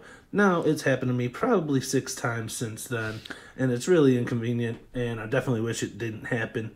So just wondering if you guys have had any other examples of that, maybe to look out for in the future, maybe forewarning, or anything you can think of that might be similar. Anyway, fuck you fights for that, but otherwise love you both and everybody on the show. Keep up the good work. Viva. I mean, Bro, 6 times. You're got a great rate. I pee my pants every time I pee. Like it's a 100%. why do you do that?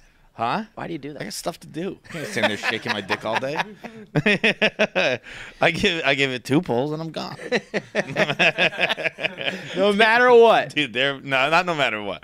There have been times where I was about to put it away and did another one and was like, whoa. There was a whole stream in there. There is 90% of the time this wouldn't have happened. There's extra pull, but like that was a lot of piss. Like I got done. I think I'm completely done, and then it's just like. I hate that I can't see Jackie's face when you tell these stories. Because I know just how much she hates them. That was a lot of piss. Dude, I mean, It's just crazy that you don't know how to pee. it's we've gotten to the 35-year-old bottom man, of you don't it. know how to pee. I know what it's from. I know it's from my high school trainer, and Well, yeah, what did he say? he used to say it's actually Three I think- shakes your... he said it. I believe he said it before the Good Charlotte song. Because I think I was a freshman. I don't know when that song came out. But it was, if you shake it more than twice, you're just jerking off. And the song is, shake it once, that's fine. Shake it twice, that's okay. Shake it 3 times, you're playing with yourself again. And I guess that just sticks in my head where I don't want to masturbate in public. I want to get arrested. Sorry, I'd rather walk around with piss in my pants than get arrested. I'd rather just have pee pants than... I can't violate the terms of Good Charlotte. Dude, what is the deal with old people who pee and they spit so much? Like Like when they step up to the urinal, the guy spits in the urinal. why does everyone do that? I mean, they're old and disgusting. I don't know. Like But yeah, that is an old man Do you thing. do you spit when you pee? No. Like I was doing it. I was peeing this weekend at NASCAR and the guy locked up. I never noticed that. Yeah, that's an old guy. Got thing. old guys Yeah. spit They in kind the of toilet every time. as they're approaching it, their dick's not there yet, so they spit and then step up like all Yeah. in one motion. So it's like I the never spit thought goes about and then the that. pee I is there. don't know what it is. Everyone feels the need to spit. It's disgusting too. That's crazy that like I have no idea what you guys are talking about. Yeah. I've seen that happen. You don't hear chicks hawking up loogies before they take a leak. The one thing we missed at NASCAR is the troughs that Joey Yeah. kept talking about. That's something that the girls would never understand either. Imagine if the The girls all just had to squat over a trough together. It's NASCAR. You just gotta fucking squat and pee. Square. The Exception, an example of that. I don't know. That's another one. An example of that. I feel like anytime I see an example of that, it's not an example of that, and I'm convinced it's the algorithm or something. I'm like, well, that's what I was gonna say. Yeah, As soon as I actually heard is happening nowadays. As soon as I heard that, I was like, Jackie, the simulation. But like, you like search one thing, and then like you do see it all the time now. That's not a. The simulation is just the rebranding of that age-old theory. Yeah, where the word for me is on a big owl kick, where it's like owls everywhere. I had like a weird incident with an owl where like oh my god, I literally thought that I was, because you always hear like you can have like a mental breakdown in like your 20s, and I'm always kind of anticipating that because I feel like I'm always on the edge. And so then I'm on this walk one time. What age? This is a few months ago. Okay. And I'm on this walk, and I like, it was dark, and I see this owl like on perched on top of like this this was in Santa Barbara, so like it was on like a little like whatever post, and I was like, oh, that's weird, I've never noticed that. Like I walk by this little post every single day, I've never noticed the owl like figurine on it because it was like, still. And then because it was dark, so I couldn't really see it, so then I'm walking by, or I'm like walking right next to it, and I'm like, wait, the head's following me, like this is a real owl. So I like look, I don't even look away, I look down for like maybe a second to grab my phone. And I look up and the owl's gone. And I was like, oh my God, it was never there. Like I just pictured this owl. Like it was never there. But now, point is, I keep seeing owls everywhere, and I just don't know what the world's trying to tell me about the owls. Do you know what I mean? Yeah. Well, are you seeing owls in New York? Like owl images and pictures. Okay, like you're watching a movie or something, there's an owl, and... Yeah. What, you watch a lot of Harry Potter? I did just watch Harry Potter, but yeah, that'll do it. I had a 100% feeling. I was like, she watched Harry Potter. But owls are like the second main character. But why was I inclined to watch Harry Potter? Because it's always on. Yeah. And it's a great movie. I know, but it wasn't. Why was I inclined to watch one of the most popular movie franchises of all time? It's not just Harry Potter. It's like owls are everywhere. Okay, owls' presence in your dreams, that's a little different, but an owl's presence in your dream invites us to explore our inner wisdom, embrace change, and seek insights that can guide us on life's journey. So to sum it up, owls are a sign of wisdom or knowledge. All owls are often associated with qualities such as intelligence, insight, and awareness. In many cultures, owls are also seen as a symbol of death or bad omens.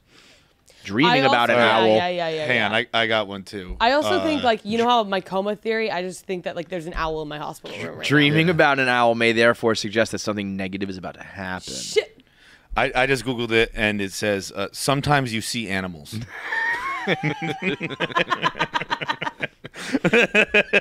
No, an owl is such a specific, like, the amount of owls that have come into my life within the past 2 months has been like, okay, I get it. You see animals every once in a while. This is an exceptional amount of owls. I want you to text I saw us that every one time you see an owl. owl, and then I watched Harry Potter, and I can't get away from it. Harry Potter was like a tenth of the owls I saw. Harry Potter, that was like one example of the owls I saw. There's this scene you don't where even there's know so many the owls bringing letters. All right, I'm done with this. What? Where else have you seen that? I don't like. I'm not keeping like track of my owls. It's just like I'll just, like, every like there will be like owl graphics and owl like. I don't know. Okay, so let's I'll start sending you all the owls. Yeah, I was gonna say let's text every time there's an owl. Okay. Now you really know you're on the verge of a mental break when you see an owl and your first thought is that was a mental break. Because the owl wasn't there. I do love her coma theory that like, okay, so let's play this out. You're in a coma in a hospital room, and what? There's just a fucking owl flying around the room. Well, there's actually an owl in New York that like is trying to rape everybody. Have you heard of this? No. You guys haven't heard of this? No. There's like an owl on the loose, and like he really is like trying to fuck all the humans, and he's like a huge owl too. Wait, look at him up. Dude, while we're doing this, yesterday when This might have been a dream. I'm gonna get ahead of this.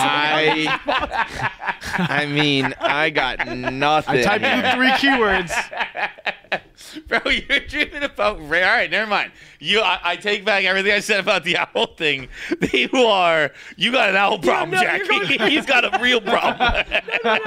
Wait, I'm pretty sure this isn't a dream. Though. Wait, it's not. Like everything over the last 10 minutes I said, I take all of it back. You got an owl issue, and we got to figure it out. Wait, is nothing coming up on Google? 0. Nothing. No. What do you There is mean? an owl that was trying to rape all of us. I know it.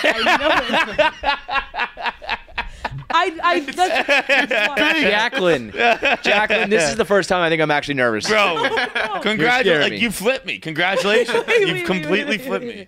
You invented a raping owl. You got an owl problem, terrorizing girl. Manhattan. I think. Okay. You invented a Batman villain in your head.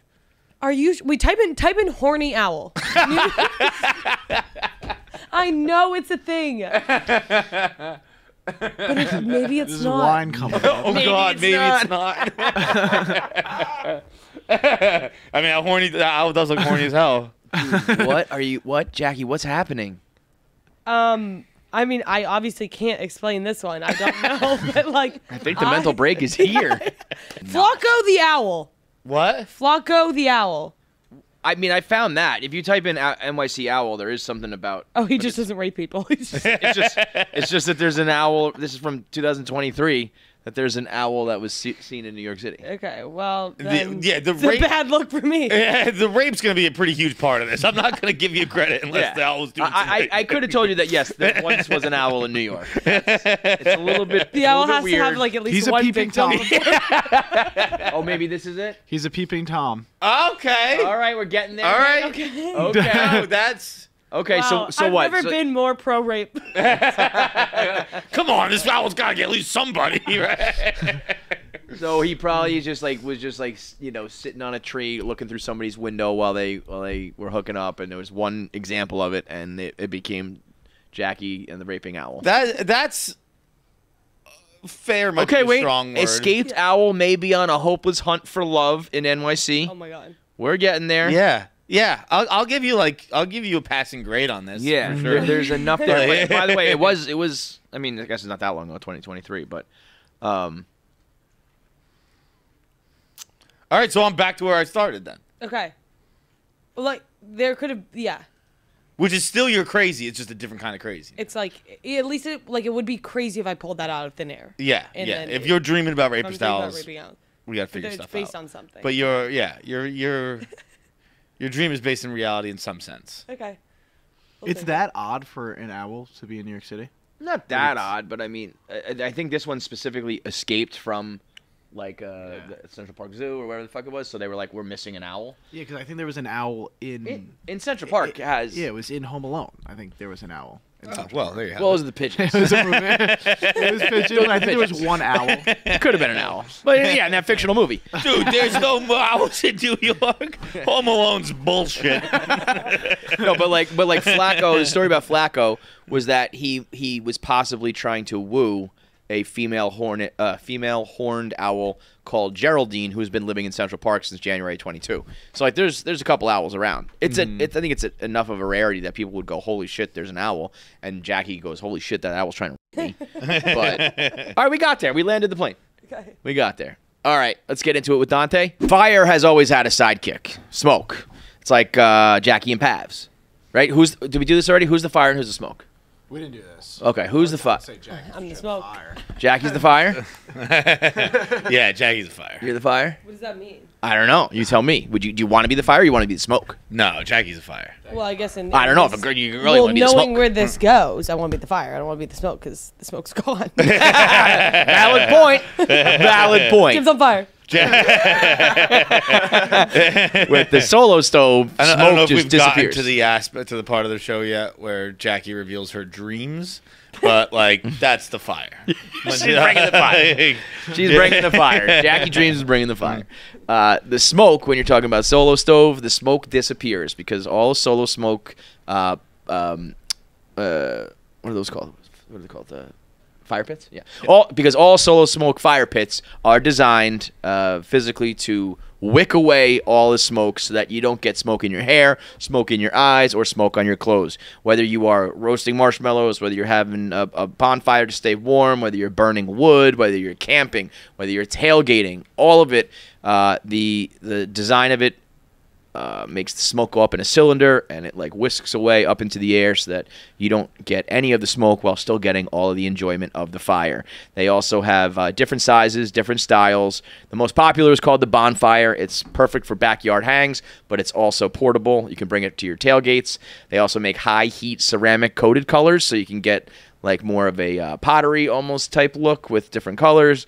And they also have cast iron griddles, grilling cooktops, all of that stuff so that you can tailgate and grill. They got a heat deflector for extra warmth for the crew. So everything you need to benefit from fire without the drawbacks of smoke. And each pit is backed by a guaranteed lifetime warranty. You can even get it etched with your favorite NFL team. So head over to SoloStove.com and use promo code Barstool20. That's Barstool20. To get $20 off a Solo Stove of $199 or more and ditch the smoke for good. You're not healthy, John. I'm really tired from fucking your father. So. What the fuck is going on with you? The Don is here. What's going on with me? I told you last night I was busy with your dad. I finished that. I'm fucking your Valentine's Day with your father. I took him out to a nice dinner and I fucked him. Gave him some chocolates. He sucked my dick. What do you want? Donnie texted me like 20 minutes before a plane lands. What are you doing? Are you busy? What are you? I was some guy, and I said, "Yeah, I'm with your dad. Leave me alone." Yo, the Don. It's a depressing Valentine's Day. Well, let's talk about it. Let's talk about it because how come? there's levels of depressing, and then there's levels. There's the I'm done talking to girls who don't love me tweeting levels of depression. I don't know what you're talking about. And then there's another level. My boy was down bad. There's another level of screenshotting it and putting it on your Instagram. You maniac! What's wrong, bro? Talk to me. That's what we do. This is what we do here. It's like half podcast, half therapy. Talk it out, bro. Let's read it verbatim. I don't know what you're talking about, but I do want to. Do you just fucking have alerts on my tweets or something? Yeah. I come in every day. He goes, you see Dante's tweet? You see Dante's tweet? You see what Dante tweet? You see what he posted? You know what's fucked up is you never acknowledge anything, but you fucking spy on everything. Honest to God, I don't have any alerts on my phone for anything. I don't know. It's the algorithm. Once you start looking at the Don, it just feeds you more Don. It's not even. It's bigger than the algorithm. Like it's fake. Like, bigger than the algorithm. Like, whenever I just check some things are bigger than the algorithm. Like right now, like I'm the Joker hanging upside down, and you're like, dude, what the fuck? And I'm like, dude, we gotta do this forever. It really is. You two are destined to do this dance forever. I just started Blackout Tour, and you guys didn't even realize it. Now 20 years later, it's still just it's like a snake and a mongoose, just back and forth, back and forth. Away. I was just saying. Read the tweet. No, I don't know what you're talking Read the about. tweet. I don't know what anyone's talking about. Were you drunk last night? Yeah, dude. I fucking went to dinner by myself on Valentine's Day in New York City. Sitting around, I overheard the worst fucking first date you've ever heard in your first life. date Valentine's Day is crazy town. This guy, right? He's sitting back to back with me. With girls actually like pretty attractive, and he had a brutal French accent and was just spitting crypto talk to her nonstop. Crypto's doing pretty good, but like detailed, detailed crypto talk, like talking about yield rates and like blockchain shit and all this. And I was just like, man, this girl must be having a worse night than I am. And I'm sitting there thinking, man, maybe it could be worse. Then, fucking 20 minutes later, they're making out. That guy knows game. In the middle of Via Corona. I'm like, sitting in the fucking bar looking in the mirror, just like, all right, I'm going to go home and read Don't Kill Yourself books. Yeah, like, I got to stop falling for girls who are still in love with other people.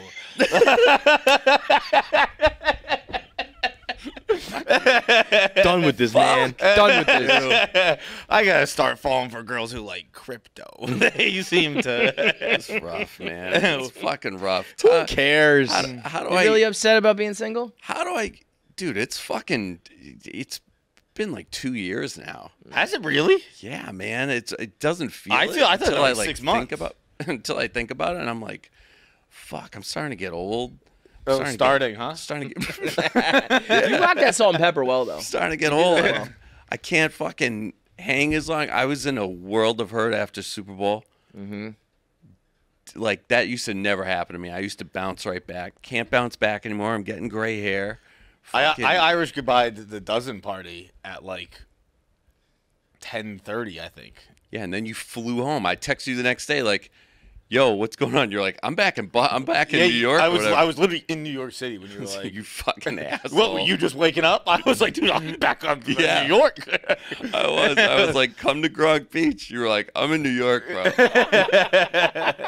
But I like never like Irish goodbye. Like I was like, I gotta get the fuck out of here, and just walked out. I didn't say goodbye to you intentionally because I know you. Yeah, because you know he's trying to bring you down.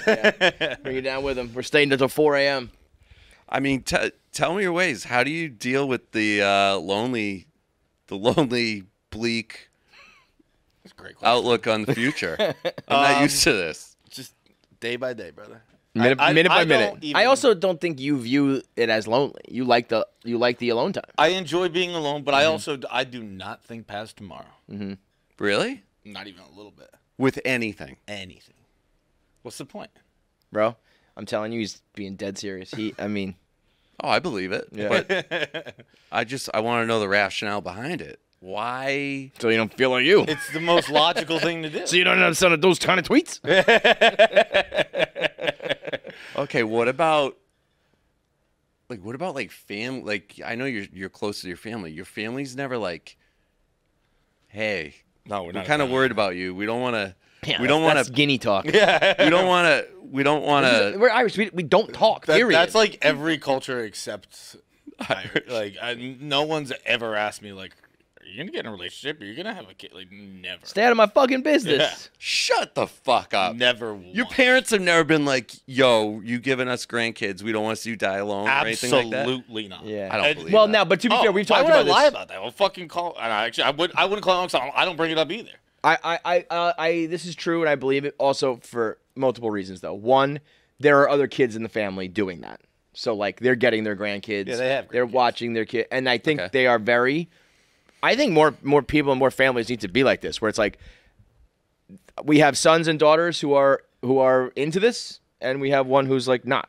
And that's okay. That doesn't mean that, like, John's a failure or less than. It's like they settled down and had kids or got married or whatever. John hasn't done that, but, like, he's doing his sketch show. He's doing the podcast. He's like, as long as he's happy, you know what I mean? Killing now, if you were like fucking showing up to Thanksgiving like this, you know, they might be like, oh my God, can we help you? All that shit. But you're not. So they're just like, if you're good, I'm good. You know? Rough. Yeah, like I actually might be able to honestly say I'm happy right now. And if I was like calling and be like, oh, I need a girlfriend, they'd be like, get a girlfriend, weirdo. Like, I'm good. Yeah, bro, you just aren't getting like the girlfriend you want. If you want to, if you're really like that upset about being alone, you could go get a girlfriend pretty quickly. You got a good job, you're a good looking guy, you have a lot going on, like you could. You getting pussy? It's rough out there, man. No pussy? It's rough out there. No puss. You getting no puss? Can you believe he's getting no puss? Dante's getting no pussy. Bro, I don't think you can call yourself the Don if you're not getting any puss. The Don used to get puss. All right. The Don I know got puss. Hey, I turn the cameras off real quick. No one's watching. When was the last time you had sex? Yeah, you don't think I know this game? When was the last time you got a little puss? Dude, it's different. It's fucking different. Once you get Hey, all... let me ask you, your dick still working? Yeah. Okay. See, When was the last time you used it? Oh, yeah. Dick game strong. Are you on What? are you You on on the performance Mango enhancing RX? drugs or are you on that natural?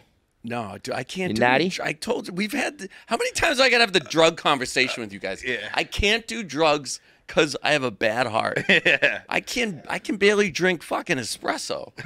Never mind take dick pills that are going to, like... Put all the blood in your dick. Yeah. Okay. That was so funny on the blackout tour. I was like, I can't have a Red Bull. Meanwhile, I haven't slept in 4 days. Yeah. Like, I don't know how he's doing it. Did any drugs on the blackout tour? No, man. I thought that was kind of like a... Yo, I get story so or something. jealous. I get so jealous of people sometimes that I get to see like do coke and Adderall and stay up for days and.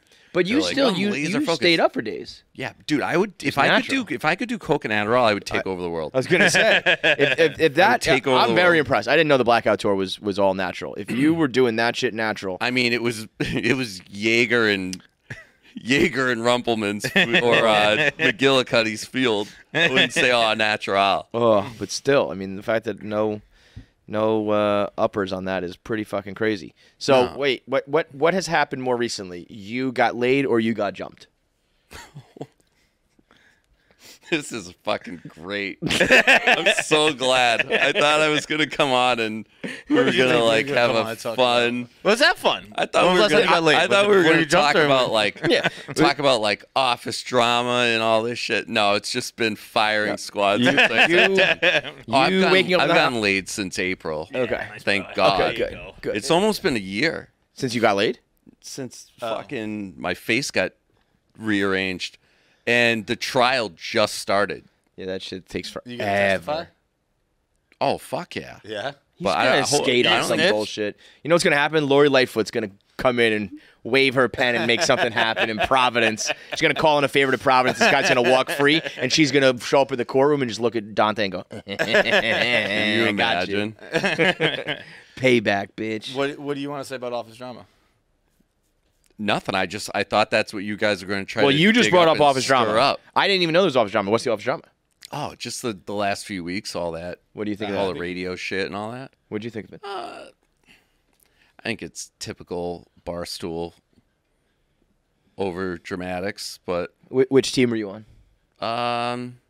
Team Tate? really Team no Kelly, team to Team be Nate? honest. Team Dave? I think You're it's an been independent it's thinker. been cool seeing Nate take his thing and do it, and I've loved getting my little 10 minutes of shine on it. It's been fun. Yeah, I So, was gonna say, I'm cool with that. did you sidle up on there, or did he ask you to be on that? He hit me up, Yeah. and he was like, "What are you doing on Fridays?" And I was like, "Before you ask, I was like, I'd love to support what you're doing in any way, shape, or form." And he was like, "Perfect." He was like, "I have the best idea," and he pitched in. I was like, "Fuck, I don't want to seem like I'm like mad at the world every week." And he was like, Oh, well, let me tell you something, Dante. You seem like it every day. Forget about every week. I hate to pop that little bubble over your head. You are. It's we say this every time you're on the show. It's the greatest juxtaposition between an internet person. You're a delightful person in person. I read your shit. I'm like, this guy. You're like a homicidal, false flag, red pill truther freak. And then I see him and it's like we talk about music. You know, what'd you think of this new album? You're like honestly, I genuinely mean it's like one of the nicest guys I've ever met. And then on the internet, you're like, pick your sides. The Civil War is here. Oh, that's right, dude. The Civil War was starting. It's You were begun. so- Pick your sides. You're crazy. And then he does that laugh. He knows it. Like when he just laughs and looks at you, he knows it's a crazy person. misunderstood, misunderstanding. Dude, that was You and that Kanye was the, together. I completely forgot about that when Yeah. you were on Barstool Radio and you were like, I don't know why everyone thinks I'm like a psycho, and then bro, next 12 day. hours later it was like pick your sides. The Civil War has begun. That's so great. Wherever would they get this idea? And I'm like, it was the most unhinged person. The guy with a go bag in a panic room has announced the Civil War has started. And he's like, what the fuck's wrong with everyone? Bro, you have to remember that there's like 5 of us that know you for like a long time. The rest of these people, if you're new here and you're just like, oh, that's Dante. He was the Blackout Tour guy. Now he writes blogs. Let me follow him. And they see that shit. You know they're what? like, you're crazy. You're right. You know what? You're exactly right. I think that people Like, know the whole me story. know me a lot better than they, Yeah. than they know me. That's on me. Hand up. That's something I need to keep in mind. Did you ever do the go bag blog? Did I what? Ever do your go bag blog? Dude, I'm trying to finish it, but every time every time I go back to it, I'm like, oh, I forgot this. I forgot this. What's the most important part of a go back? And I'm also afraid that I'm gonna post it and get destroyed by like the real. They're gonna be like, you don't even have this, that, and the other. Yeah, and they're gonna be like, you're fucking dooming these people by like that was. I claiming think you're an expert. I'm like nervous about that. I So, think you're I like had a asked poser in that you- community?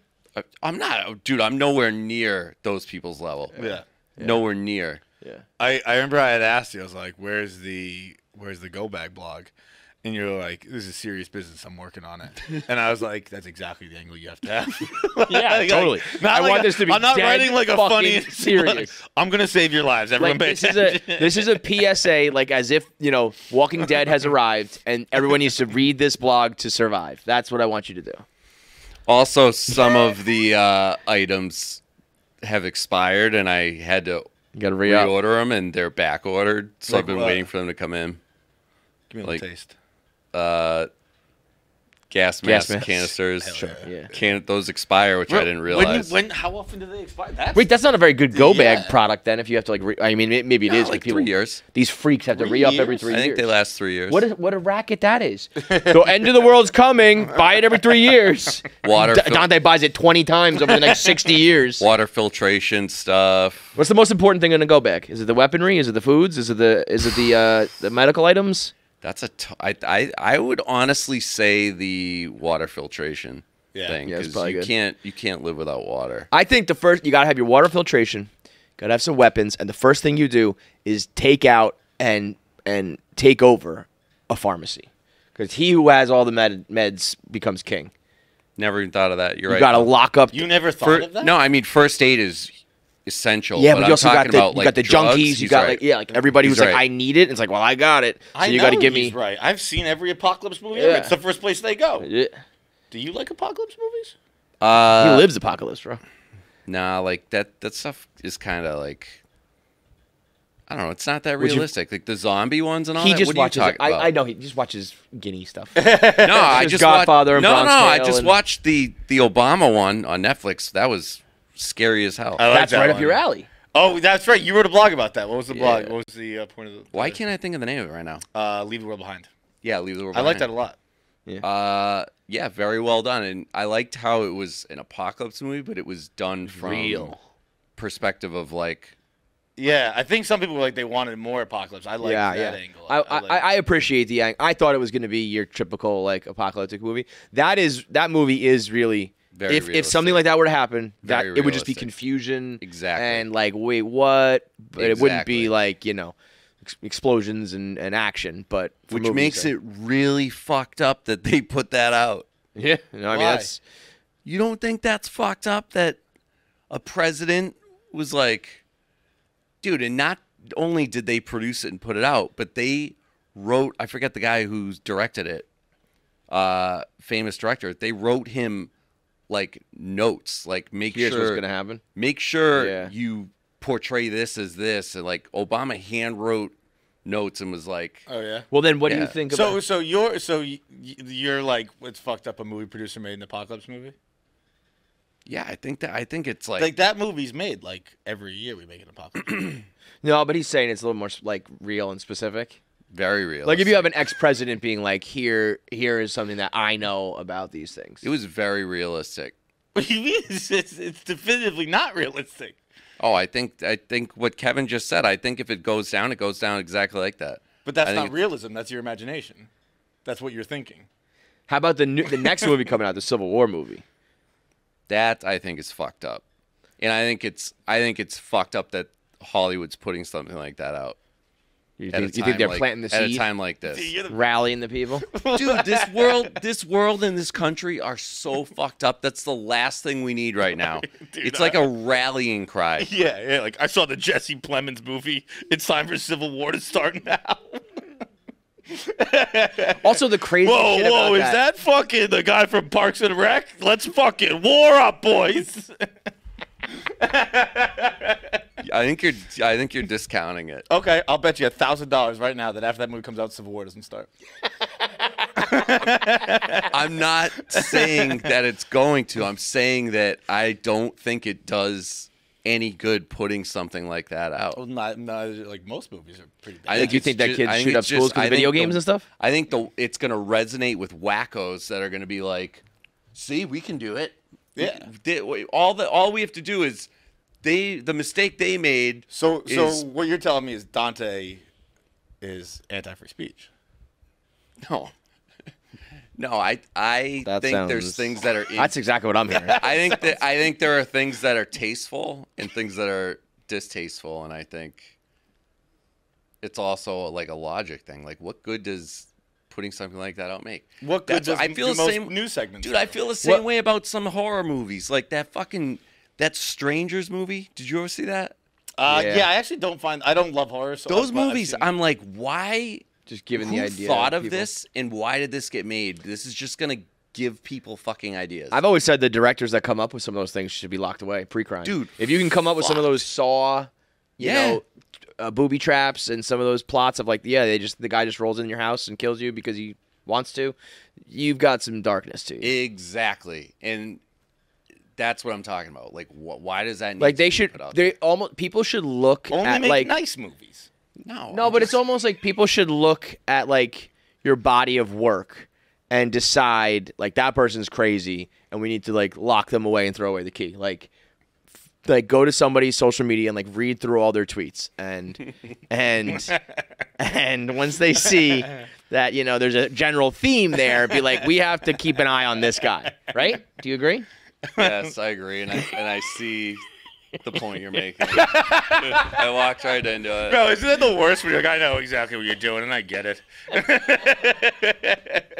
Yeah. I need some social media coaching. You guys Not gotta- for me. No, you don't actually though. That's what makes you interesting. The best. Yeah. I mean, we talk about it once a week. It's called "Did you see Dante's Suite?" I'm telling you, I think maybe I would rein it in if you guys If you had a girlfriend. acknowledged it more, other than just like screenshots and like texts or bringing it up on KFC Radio. You know Oh, who so you else- want us to publicly? You know who else does this? And not to fucking name drop and kiss my own ass, but Gronk does this all the time too. He will bring up things that I tweet out weeks after. Be like, Yeah, I'm sure he does. Like, what the fuck? What the fuck was that about? Yo, we Like, need to get. We got to get Gronk on here to just do a Dante Be like, what fest. are you talking about? Be like, on Twitter, you posted so. I'm like, oh, you saw that? He's like, oh, I see all your tweets. Like, why don't you ever fucking say anything? Because you can't just casually retweet a Civil War tweet, Dante. Yeah, you say things where it's like, if I don't want to get into this. It's a very just classic word for fun. retweet does not equal endorsement sort of thing. Like if you were to just talk about music, I'd retweet your shit. Yeah, your internet world is a world I don't care to live in. Yeah. I don't want to. I don't want to dive into that darkness. Do you know how fucking disheartening that is to hear you say, my internet world is somewhere you don't want to live? No, my real world's a place you don't want to Dude, live. My internet world's you're fine. in like the fucking dark web, and you're telling me you want to stay away from mine? Yeah, dude. Dude, that is a low blow if I've ever had one. Jesus. So wait, what are we gonna do? We got to get on the dating apps or what? How we got to get you wifed No, up? I refuse. Those things. Did you ever do that?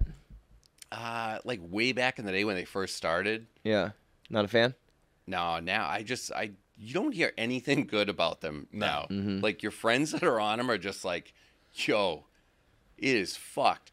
You watch these like. But isn't that weird that everybody says that? So it's like, I don't know. Can't you all doesn't it all cancel out? And you can I think it's pretty standard. People complain about dating, right? Right, I was gonna say it just is now the way you date. Yeah. The same way people used to be like going out to the bar or like getting set up with a matchmaker. All that sucks. It's now just online But dating. I see stuff or app like dating.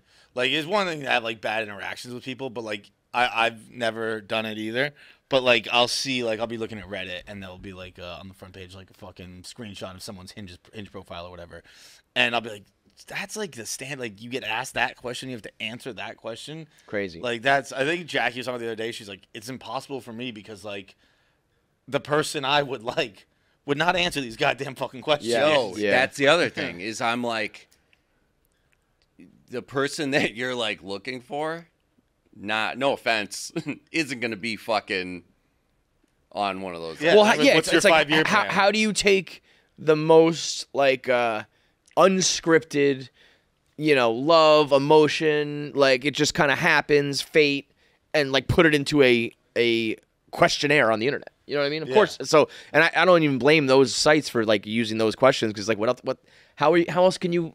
Right. The very notion of taking like meeting someone and falling in love and turning it into a website basically already is like we're doing it wrong, Dude, what's really crazy, and to harp on how fucking old I'm getting, this younger generation now like only knows that world. Yeah, it is bizarre. Dude, the fact that like those kids will never know the fun or excitement or even the struggle of like going up to a girl at a bar, trying to get her number, getting shot down, being embarrassed, but then sometimes you win and then sometimes you hook up. Dude, all of it was like a rush. Bro, that and go back a few years before that, like before the bar scene when you were in school and like you got a crush on a talk girl. About pressure, dude. Yeah. Like if you fucking got shot down, the whole fucking school knew and it. You had to show up again the next day. Yeah. Like, but that still happens.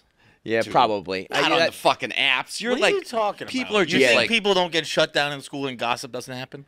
Yeah, but I think you're just right back to the next one. You know what I mean? These kids today, I'm telling you, they're volume shooters, dude. It's exactly. It's volume and it's all electronic. Like they don't fucking talk in person. I see it. Like where? You got kids? My bars, the people that work for you me. You got kids in your bars? Talking like college age kids and shit. They like. But I mentor a kid in high school right now. What do you guys talk about? I have a little brother through Big Brother Big Sister. You got one? Yeah, he got shot down. You did? Yeah, I got shot down. But reasonably so, and so should have you. I'll put in a good word for you. Do they check No, your I'm social out media? No, that just like gave me like goosebumps. I'm so happy you did that. We need fucking mentors so bad, dude. It was a long time. It wasn't a long time ago. It was probably like 5 years ago, and they were like, "We're all set." Did you do the like screening? Yeah, they were like, "Nah, you're good." Wow. Grant, I think it was more than 5 years ago. Bro, they'll take like anybody right now. Apparently not. It wasn't Big Brother you were Big pretty Sisters. It was like a different organization, but like it was like you haven't been to college. We're all set. You'd be great. I would be. Oh yeah, I don't dude, know. you'd be good. You send back some 7th grader who has like a dystopian view of the future. Well, my mentor told me none of this matters, Mom. Tomorrow I might be dead, so I'm not even gonna do my homework. Dude, though, I mean, one of the best movies ever, Role Models. Yeah, it's a great movie. It's not like that at all. These kids are not like little Ronnie. They are like, yo, dude, this kid listens to fucking hip hop that like makes me act like my father. Like, yo, what the fuck you listening to, man? How old is he? He just turned 15. And you meet up and have like once, twice a month. Just take him to like dinner, take him to like Bulls games. You talk a lot? Bears games. I've seen Bulls. Yeah, we text, but this is like what I'm saying is I ask him like what's going on and hear these stories, and it's like him and his friends, they only talk through text. They only FaceTime. In school, it's like very like almost like they're not in jail, but I mean that sounds like terrible to say, but they show up and they're miserable until they get out, and then when they get out, they're like immediately on FaceTime all day, and they do group FaceTimes. So he'll be sitting in my car with like, yeah, I know, 6 people, and he'll just be sitting there having a conversation with me. Then he'll go quiet. Then he'll start talking. I'll be like, "What?" And he's like, "Oh." He has his earpiece in. That's insane. That you I'm got like, nip in the bud. That's just downright rude. How long you do that? Like, He's like, "Oh, it's like what we do." Yeah, it's like just go to your friend's house. You know what I mean? We used to go to somebody's house and all hang out in their basement or hang out in their backyard or whatever. But they don't want to do that shit. But they have like no social skills if it's not on a device. that I get. That is disheartening or whatever it is. But that's they'll probably- also they'll be fine. That's probably the way it's going to go, though. I mean, it's a little bit different when society goes through like a full-blown revolution because there really is no comparison to the old generations. But I'm sure there was something to be like, all these kids are just listening to the radio, and all these kids are just watching television. With older generations. We were in chat rooms. They're playing video games online. Right. Like, but this this feels particularly like hyperdrive. Like watching a television show is still like you're sitting with your family and stuff like that. This is now like. I think people would have said this feels like particularly like hyperdrive about every. You think so? New thing. Because I feel like all this, like, again, television and radio and stuff, but, like, if people are now, half society's walking around with the goggles and half society's not, that's going to be a weird thing, you know? Also, there's, like, no levels. That was the same thing with phones. I guess so, yeah. You're right. There's, like, no levels of... And cars. Not security, but, I mean, think about back when we were trying to, like, ask girls out. You had to ask her out. You had to call her house. You got to talk to her parents. Go through her parents, her older brothers, so and so. You had to to see her. You had to ask your parents for a ride. I mean, you could literally be dating a high school kid. Could have 10 girlfriends of all ages. No one could fucking know as a parent. They could have a life that is totally secret. And you'd have no fucking clue. Yeah, but most people just don't do that. Like, that's such a dramatic thing where it's like my son might have 10 girls he's fucking. He probably doesn't. Yeah, dude, I think these kids are fucking heavy. Is your boy getting it in? So let me get this straight. You meet up with a 15-year-old and ask him about how many girls he's fucking? No. No. Purposely don't talk about that shit. I would be like, what about girl? No, it's like strictly sports and music. Yeah. And it drives me nuts because he's a huge Steph Curry Warriors fan. We live in Chicago. And you like the Patriots. I was gonna say, you got to teach him to be a Patriots, Bears, Bulls, Celtics fan. But I'm just like, dude, of all fucking teams, man. I'm not. Basketball is my least followed sport, so what I say doesn't really hold any water at all. But the Warriors, I find extremely I'm very close. I can't do it because it's just ingrained in me to live the opposite. I want to just be a fan of the NBA. Basketball is the sport. Baseball to me is I'm sick in the head about it. But the sport of basketball I like better than any sport. So when I watch the best plays and the best highlights and the best performers, I love all that shit. So I kind of want to be one of those guys that's just I want to see everybody. But then I just go back to I can't actually root for anybody other than the Knicks. And I'm not a diehard Knicks fan, but you're never going to catch me rooting for the Warriors. Or I'm going to root for the Timberwolves now because Anthony Edwards is amazing. At the end of the day, I'll just have to have one team. But I almost think it's better to just be just enjoy this sport. The Patriots didn't just enjoy the whole fucking you? thing. I was going to say, you should try it because I did it with football this year. Yeah, you've been doing it for years. It was great. Who'd you go with this year? The league. Oh, really? Like Kevin said. But I mean, the Patriots, the good Patriots, didn't they changed my life, obviously. But the way I view sports, where I used to growing up, I hated the good teams. Fuck them, right? And but watching the Patriots 20 years, I've really grown to appreciate. I appreciate these Chiefs. I'm not fuck them. I watch the game. I'm they're gonna win, man. That's what this deal. I feel that way when I watch the Warriors. When you're it's just a fucking great team and you can't beat them. I think that's kind of cool to watch. Yeah, fair point. It's definitely different having experienced it, like you said, and looking back, retrospectively, and you definitely appreciate it way more because. I mean, it's almost not to keep harping on your college years or your golden years, but you wish somebody shook you at the time and was fucking remember how good you have it right now because it's not gonna last.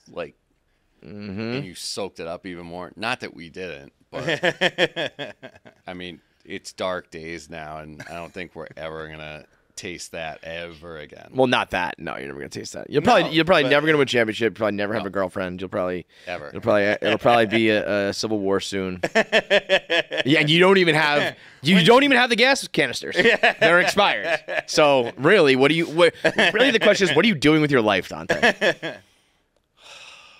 I don't know. What the fuck are you doing with yours? What's going on with you? This is it, man. I'm just gonna do this till I die. Single? I got my kids, man. I will say, at least you have that. Yeah. I got that going for me. No, you do. I will say, at least there are children. No, I'm jealous. That's a pretty big one. I'm jealous as fuck about that. It's a pretty big one. You got great kids. They seem like they're at the age where they're. The one argument I would make for like if you're like I don't want to have kids, fine, get it. Getting to do sports with them is like pretty awesome. That is pretty cool. That is something that I was like. All the rest is like, it's literally not fun.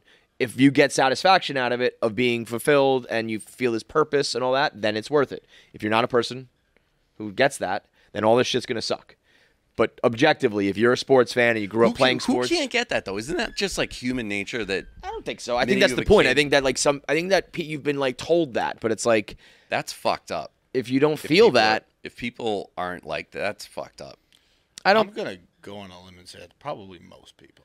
I think if more people were being honest with themselves, it was like, would I rather like travel the world and experience things and do what I want to do, or be like pinned down in diapers and shit for the next couple decades and like worrying about my kid's life and not my life? There's something to be said if you were like, I want to experience my life and not worry about a child's life. There probably is some argument on the other side of like that's selfish or that's against human nature because we're supposed to procreate or whatever, but there's probably an argument for it. But what I'm saying is, objectively, if you were the type of person who grew up liking sports, playing sports, doing sports, and now you get to do that with someone else, that part is pretty cool so far. Yeah, that seems. The rest of it is like when you have shit all over you and the baby just threw up on you, and he looks at you and you smile. It's like, that makes me happy, so I could deal with it. If someone else were like, that smile wasn't enough for me, I'm still covered in shit, and I'm not enjoying this, I would understand that. What I'm saying is, with the day that you like can have a catch with your kid, or he's like hitting the ball, or scores his first basket or whatever, it's like, oh, that was cool. That part's awesome. Badass. Yeah. But question here, and hopefully I'm wrong. Did I see you got your daughter a cell phone? No, she's on. She has a tablet. What? But is she texting? It's a whole thing. Are you out of your fucking mind? So we got her the Gizmo watches, which are like like an Apple Watch? Yeah, it's like an Apple Watch for kids, basically. Okay. And it kind of is like you can. I have control of all the numbers. There's limited things that you can send. God bless you. I can't even imagine raising a kid today. Can't even fucking imagine it. But again, I'm sure they said that shit all the time. I'm sure they always said that stuff. You think? Yep. Yes. You think in the fucking 1940s? Bro, we sound exactly like parents. They said this every single time. Bro, there was no social media or electronics. Bro, you just said the 1940s. There was in the middle of World War II. You think people were happy about bringing a kid into the world? Oh, there was no social media. I didn't want to say yo, my kid's going to work in a factory to build a tank to fight the Nazis. He's going to get drafted when he's in high school. I wanted to say 60s, but then I was like, nah, because it was all drugs. Yeah, exactly. And all that. All right, so maybe there was one little era of the 50s where things were nice. Every generation 80s were good. 80s, but they had the kids who were listening to the rock music and rap, AIDS and fucking Cold War. Yeah. Yeah. I guess you're right. Every generation has shit. You legit don't think it's as bad now as. I think every generation has things that they think are the end of the world, and then people just end up being people. Yeah, and you're fine. But I would say that, but I do think there's a little bit of an extra element of like. I think that technology goes so fast that like usually I think inventions take a certain amount of time and change happens at a certain rate, and I think this one's going really fast. That would be the only difference I think is that you know in a matter of 10 years like AI like just kind of started, and by the time my kids are like really old enough to be like doing their own work and shit, it's probably going to be like full blown. That I think is the only difference. And I think that's the fucking death knell. Well, that's it. That's AI for sure. I didn't bring that up. I didn't bring that one up on purpose. So what do you think about AI? You don't think that AI can just be utilized like every other technology prior?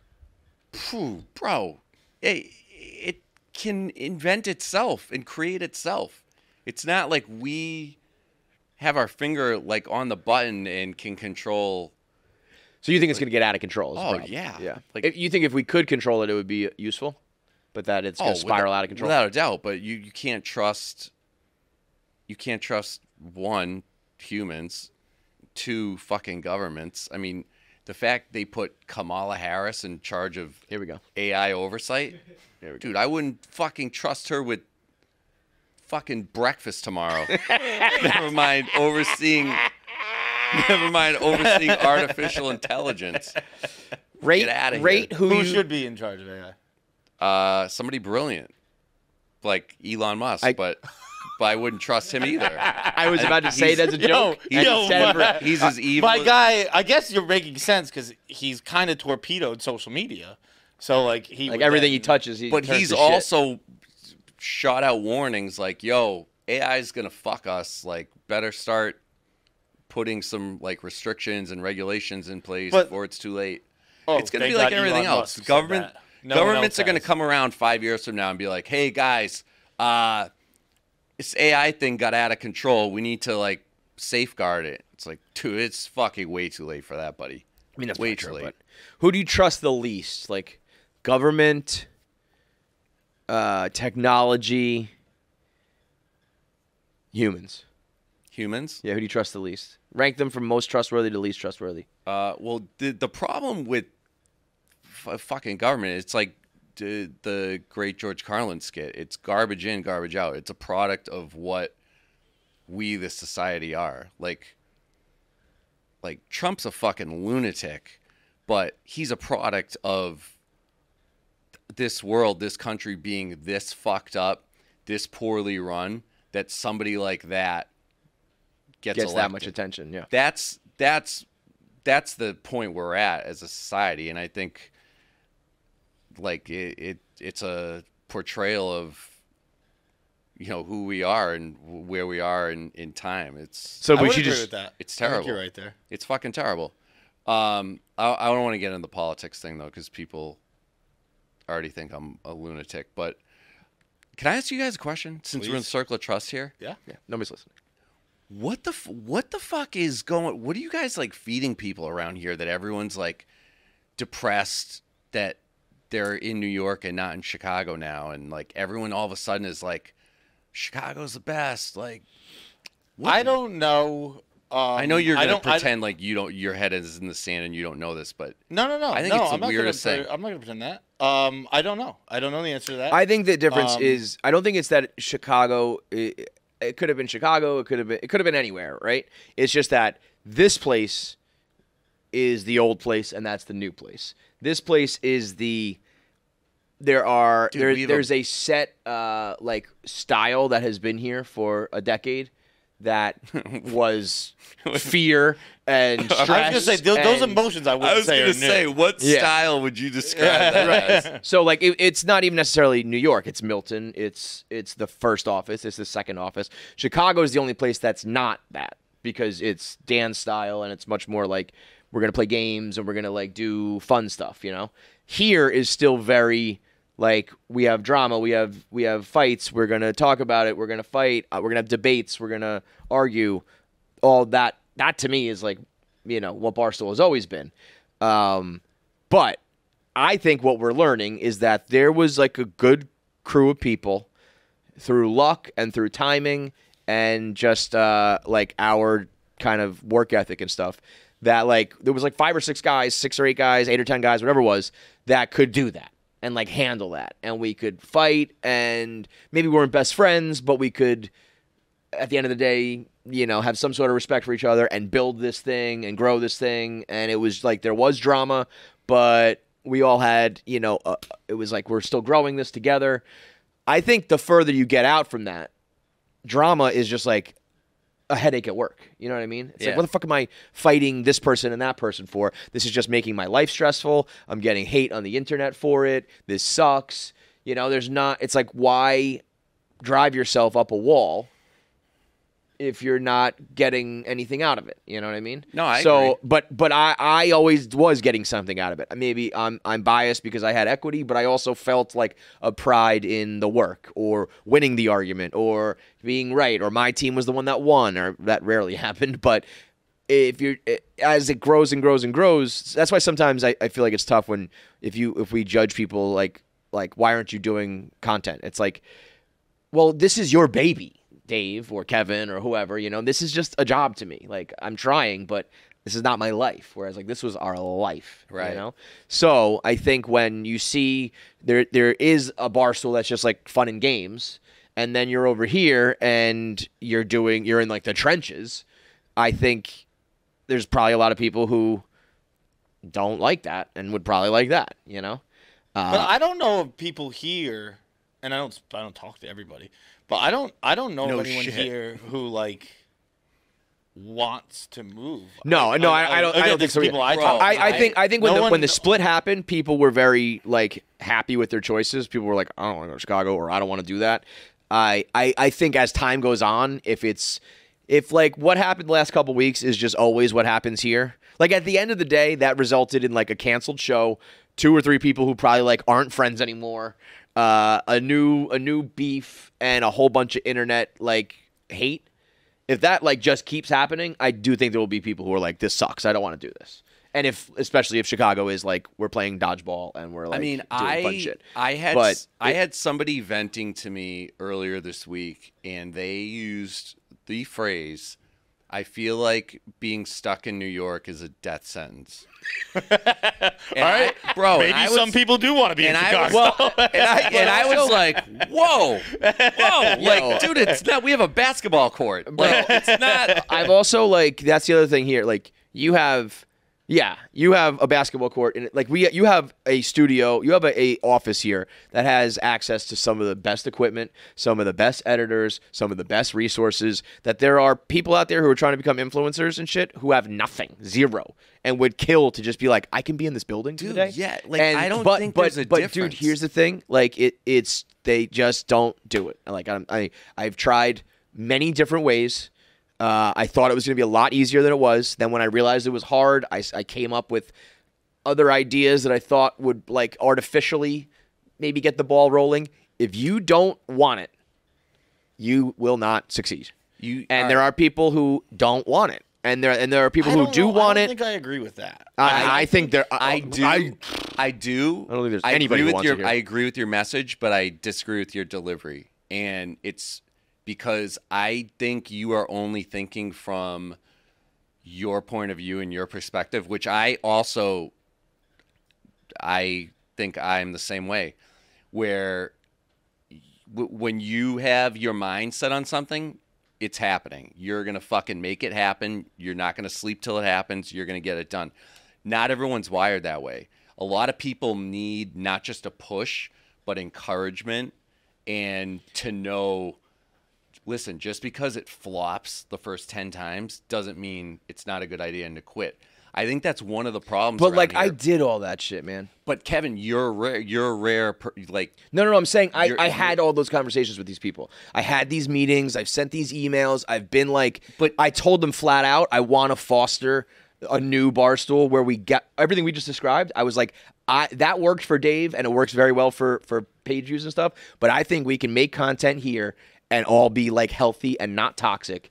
And it's just been like that's the exception over everybody's head, fall on deaf ears. Nobody's doing that's the exception around here. The norm is, if something doesn't blast off out the gates and become huge, like Barstool doesn't sponsor it. They don't devote resources to it. So it's like you're like my backstage thing. Like, I've been fucking trying to make this thing happen for 3 years now, and I don't give a fuck that I have to, get my own talent, get my own like camera guys. We got a fucking guy working 3 jobs editing our clips and everything.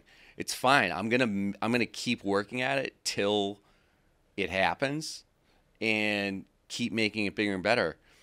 Not everybody's like that. Are people around here? How many projects have you seen launch, and after 2 weeks they're fucking never heard from again? I agree with that. I also think that's pressure from the company as a whole, where it's like you have to make money, and it's like, all right, this one's not working. Let's find a new one. Let's find a new one. Like, where it's probably better to just like stay with something for 5 years, and eventually that will make money.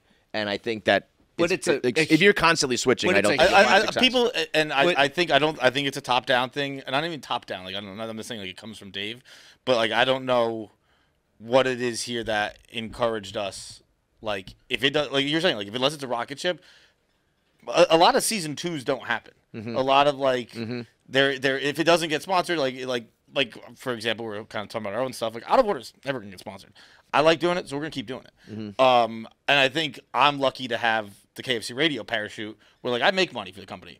But if someone who is a grinder and they don't have, and they probably do have that grace, but they don't think they have that grace. Yeah. So they have to like, I got to find something that makes something instead of having the luck like I have with this in order to like. Amen. I think there has been even recently. I think Dave on the Unnamed show explained the dynamic of like at Barstool there are people who make money and then there are people who make the show, like who are a side character, but they are like a Looney Tune, and so it becomes funny, and you need those people. So like I think at the end of the day, and the reason why there's hundreds of people on payroll and probably only a top percentage of them make any money, but he carries all those people because he knows you do need that dynamic. But that never gets attaboy, that never gets like, hey man, don't worry that you didn't get sponsored this year because you actually were the reason why this storyline happened, or you did this funny thing or whatever. Dave has always said, like, you are not going to get positive reinforcement from me. He never does that. I mean, I guess when we started here, I didn't like seek people out to be like, good job on this, but I at least thought I made it clear, like, we should try to shift that mindset and be more collaborative and go on each other's shows and do videos together, and it just doesn't. How did that like not happen? Like, I mean, I also don't think it's been that long. Like, yeah. I don't think like that's a thing. That's not a change that happens overnight. I agree. Yeah. And I don't think it's been. That's that another long. thing too. Like some of the brains But, like, here. It's almost exactly what I was just talking about. Like, it didn't happen right away. It's not happening yet. Yeah, Like, but I think it's more. I guess it's more attitudes and like. I feel like there needs to be a shift in like mindset, and I don't know if that happens like ever. I do think a lot of people are kind of set in their ways. I agree with that to an extent, but I also think people here work. I don't think there are people who aren't working. I think it's kind of like, again, what I was saying. Like, I think the best thing everyone could do would be their passion project. I don't think most people have the freedom of doing that, or at least feel it. And I think probably in most cases don't have it. But like, they like, well, I make money on the blog. So I'm going to blog. I'm not going to take time to go do this show. And I make money doing this podcast. So they not even make money. Like, it's not like they're getting a direct but cut. it's also, like, that's what pays it's also like discouraging when, one thing that I'm always just like what the fuck is going on here? Dave, in his annual and in his emails, and it's true. He says like there's no company like this where you can literally do anything you want, and if it works, like go nuts, Barstool will help you blow you up. The thing that like rubs me the wrong way about that is it's unless you're like you or Dan or one of Dan's boys, like you can't fucking get resources to do anything. Yeah, so we don't do development at all. You need in order to get a producer and get promotion and all that, you need to have a winning product. And in order to get a winning product, you need all those things. What we do is we catch lightning in a bottle. Right. But you find a Brianna chicken fry, you get lucky, it smashes, then we give you all the resources. What we should have is a process in place that is like, you sit down with this person and you hash out your ideas. And we zone in on these two. And then those two ideas go to this producer. And you try to make them. And you develop talent. We just wait for things to explode. Exactly. And we've gotten lucky enough that like there's always one or two, but there's no development in place. That's what I was trying to do here, and it just has not taken at all. And the other thing that I've like never understood about this company is why nobody like puts on for anybody else. Why there's this like I get that like we built Milton as this like hostile fucking headquarters where everyone was at each other's throats all the time, but we were like boys. but you couldn't fucking turn your back on anyone because you get fucking knifed and it would. That's why plastered all over the that's internet. still that leftover is here. Like that. Exactly. That's the vibe here. But like we're so big now, we have so many giant brands and everything. Everyone has their own giant brand. It's like when people are like, unless Dave is sending an email like he did on Monday, like everyone needs to post this DraftKings thing and blah blah blah blah blah. It's like then people are like, okay, I need to make sure I'm doing my part and like retweeting this and posting this and doing this. And it's like if you see Twisted History podcast like come up on your Twitter timeline, like people won't even like retweet something like that. It's the easiest fucking thing in the world to put on someone else's brand to your brand, your following, your people. But there's like no encouragement for that here. I agree with what you're saying to an extent. I gotta run soon, but I think it's human nature kind of too. Human nature to be I think it's like a thing here where everyone's everyone's like, oh, I can't. I don't want to help them out because I'm worried about myself. I don't think it's actively putting other people down. I think it's just like I do my thing, you do your thing. We're kind of all like in a race to the top. It's not like we have a meeting to be like, you should help you and you should help you. It's more just like I'm doing my thing. I do my job. You do your job. We're not. That's what I was saying before. Is like we were like a family. We were like in this together. Right, like, we're a team. But it's like but us against these people. everyone else There's a lot more outside people of this company. I get what you're saying about like retweets and stuff like that, but ultimately I think that is more like it just makes you feel supported. Yeah. Rather than it supports. Yeah. Like if I retweeted this, it might get a single listener. I know, but there is something to the feel. There's something to the feel. I'd be much more apt to, if you invite me on your show, go on your show. I think that would get you more listeners. I'm not retweeting stuff. I'm just like it's like when someone says like, hey, can you retweet this for my GoFundMe? Like sure. Like I stopped doing that 10 years ago because it doesn't. I might get you $10. It doesn't. It's not going to take off. It doesn't matter. It's just like it's an unnecessary thing. I'd be happy to go on anyone's show. But like me retweeting it, I know that it's more of a feeling thing than anything because I feel it too. I agree with you when like I'm like, oh, I didn't even retweet that. Like again to talk about new stuff like out of order. Like I don't like it's like Viva can't get like we can't get a retweet and it's like it's funny and I know it doesn't matter.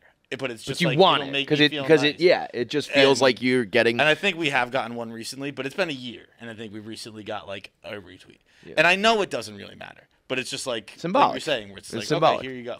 But that is from Milton and top down, and just the way Barstool's always been. Dave has always been like, I'm not about like that kumbaya shit. We're not going to do it.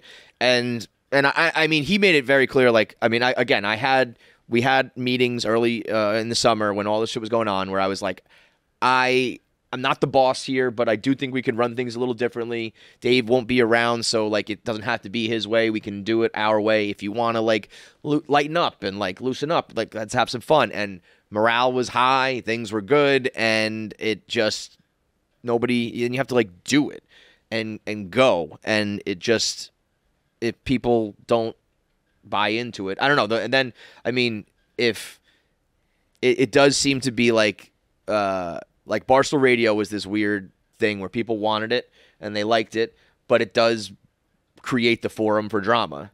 And then that becomes like you're fucking slinging mud at each other. And these I think it really is a lot more real. Like when Dave shits on you and you fight back, you kind of go back to your corners and it's boss and employee. And you both got your licks in, he ultimately wins, and you just keep going. When it's like regular employees, and they're like, fuck you, no, fuck you, I don't like your shit, I don't think you work hard, those people are like, fuck you for life. And I understand that, you know what I mean? It's like, you ruined my day, week, month at work. I'm never going to like be friends with you again. So if you're going to do that, it has to be like very thick skin. And if you're not going to do that, it has to be like, let's do it together. But we kind of are in between doing neither. So, I mean, I tried to make that atmosphere, but I mean, once Dave, like he said it in Super Bowl, he's like, I view myself as like still running New York. I don't think that's Kevin's position. I'm like, all right. I mean, at some point I would feel like an idiot running around trying to be like the boss if I'm not given that position. You know what I mean? I mean, so, you're actually here. Your boots on the ground. That's what I thought was like, I'm here, so like maybe I can rally that. But if someone's point blank telling you like that's not your role, you can't what is it? It's not Halloween. I'm not gonna run around pretending to be the boss. You know what I mean? So it's an interesting debate. You want to run? Yeah, I'm gonna wrap up here anyway. It's an interesting question that John's right. It only has been a little while, but I wonder sometimes if it's like maybe you need like new. Like, if you're from the old way of doing things and you're just, like, you almost have to reprogram yourself to, like, do it that way. Or you need to get a new person in here who doesn't even know the fighting and the drama and the toxicity. And, then they kind of pave the way sort of thing. But I don't know. It is a top-down sort of thing. It's always going to be a dramatic place. It's always going to be a combative place until the messaging is otherwise. You have to admit, I know you weren't there, but coming here from Milton was always like, holy shit, this place is awesome. This is so much better than Milton. Like, I remember going to that Milton office. You would not hear a word all day. Nobody would speak. I know. Dude, I remember going up there being like, it was this like place prison, dude. Yeah, well, but that was, because it was like. It was 8 people sitting this close to each other and no one saying a word all day. And people having headphones in, and it was like the most depressing fucking place ever. Everyone on pins and needles. The place stank. Yep. So coming even to HQ1, here it was like, it's amazing. It's fucking awesome. Everyone's we got a studio, here, we got lights, talking. yeah. And then coming to this one and having Erica here as almost like a mediator between Dave and everybody, it was like even better. So hearing that people are still like, it's not. We need more positivity. Like I think it's like craziness. Well, you got to think like it still hasn't been that long since, when Dave is here, Dave wants that atmosphere of like you're on the pins and needles on the edge of your seat at any shit could pop off at any moment, And it hasn't been that long since he's been gone in the grand scheme of things. Right. Like for an employee who's here day in and day out, it's been several years. But in like the history of the company. We've just barely broken into the era of Dave being out of the office, It's true. So it does take time to change that atmosphere. I'm just saying, from my point of view, when I tried, I guess I thought people wanted that, and they seemed like they wanted it, so, like, let's do it. And it's like they want it, but they don't do it. You have to, like, do. You know what I mean? You have to, like, okay, I will invite you on my show. I will, like, I was like, you can come to me at any time, walk in my office, I will help you. I've developed this show, I've helped these girls, I put these guys on, I've done this before. It involves some luck, but there's some things that we can do. Like, come through my door, ask me any question. Chris Klemmer's like the only guy who does it, That's so, like, fucking nuts. I'm like, okay, why don't I just sit with Chris and stop fucking even worrying about having, like, a company-wide meeting? Because we write down 100 ideas, and like Klemmer did one, Jackie did one, Roan did a couple. That's really it, It's like everything you're describing is like I kind of put in place a way to like, here, get together with these people and make a YouTube video, and it's just like, not really doing it, That drives me crazy. Yeah, but that's why I don't want to give up on it, because it's like there is too much time and too much talent left to just be like, it's not working. But part of it is like, I don't know, what more can I do? Because everything you kind of described, I like talked about and was like, let's do it this way, guys. And then we don't, I looked at, basically like the Yak people coming to Chicago is like an opportunity for people here. You would think. I didn't look at it as like the way I'm being told it's being interpreted as. Like they basically, the people that are here think like they got left behind, and I'm like, what are you guys talking about? Yeah, like, I wish that I was more like, if I had the same like platform and level of Dan, like Dan can like put you on. Like, we're gonna do a live stream, I retweet it, you're gonna get all the viewers you need. If I say go watch this thing, everybody watches it. I don't have that level of like clout or platform, but like what I have done is grow shows, and I have things that have worked and have things that didn't work, and like that I can do with you. And I almost feel like that's a little more tangible, where it's like I'll sit with you and like try to make this thing, or like let's do this, and it just is like people are like, meh, You know what I mean? I'd rather go to Chicago where it's like kind of a more instantaneous result. But I also don't know, you know, it's like. So what you're saying is you're like Jesus. Teach a man to fish versus give a man a fish. Perfectly. Yeah. Perfectly said. Quote that. I said I'm Jesus. No, I mean, all I can do is offer to help you. But you got to want to be helped, you know? But yeah, the Chicago New York thing has been like this. It's like it's kind of not talked about, or like there is a rivalry. It's so like, dumb. It's like I said in the beginning, I was like, I want there to be like a rivalry in the sense of like I want to be the best. I would love it for it to be like, oh my God, New York churned out like so much content, like they're the best office. That would be great. It doesn't have to be rivalry and like I want them to fail. It's like rivalry, like I want to succeed. You know what I mean? Like competition. That's good. But there is just this feeling of like the shiny new toy, all the attention's there, but I'm like, if that is your mentality, you got to change that, because you are in you're across the street from Madison Square Garden in like a 20,000 square foot office with lights and cameras and people and you know what I mean? Dude, it's like people every day. There's people coming through here, like stars, like legit stars. Like I don't know. It's. I think a lot gets taken for granted. I think a lot gets taken for granted. That's been to me the biggest wow thing about Dan coming back to Chicago is, and again, it's only been this long and it's a shiny new toy, but like the people that are coming through now. I was always like, wow, the fuck did he get this person to come to Chicago? Mm-hmm. Like, and they're coming by the office. And that's just given here. It's a given here in New York because people are coming for other things. Yeah. I look at that. Do you know Lauren Moobs? Yeah. Like she came in this summer and she just put up a whiteboard and wrote a question on it. And anytime somebody walked by, she'd be like, hey, can you just answer this question? And put it up, and like it killed. You know, she's got a job waiting for her when she graduates. Like she's ready to rock, and it's like. She just did that, you know? There needs to be more of that shit. And sometimes it works, sometimes it doesn't. People get discouraged when it doesn't work. I get that. But, like, you just got to keep fucking going.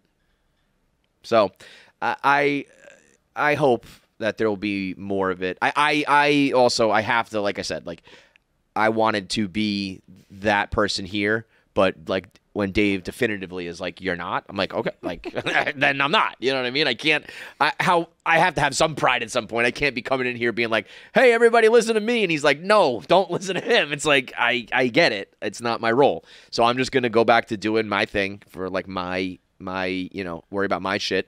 Door's still always open. I will always help and like develop. And I like what I've basically always done in the past. I just didn't have like a role or whatever to do it.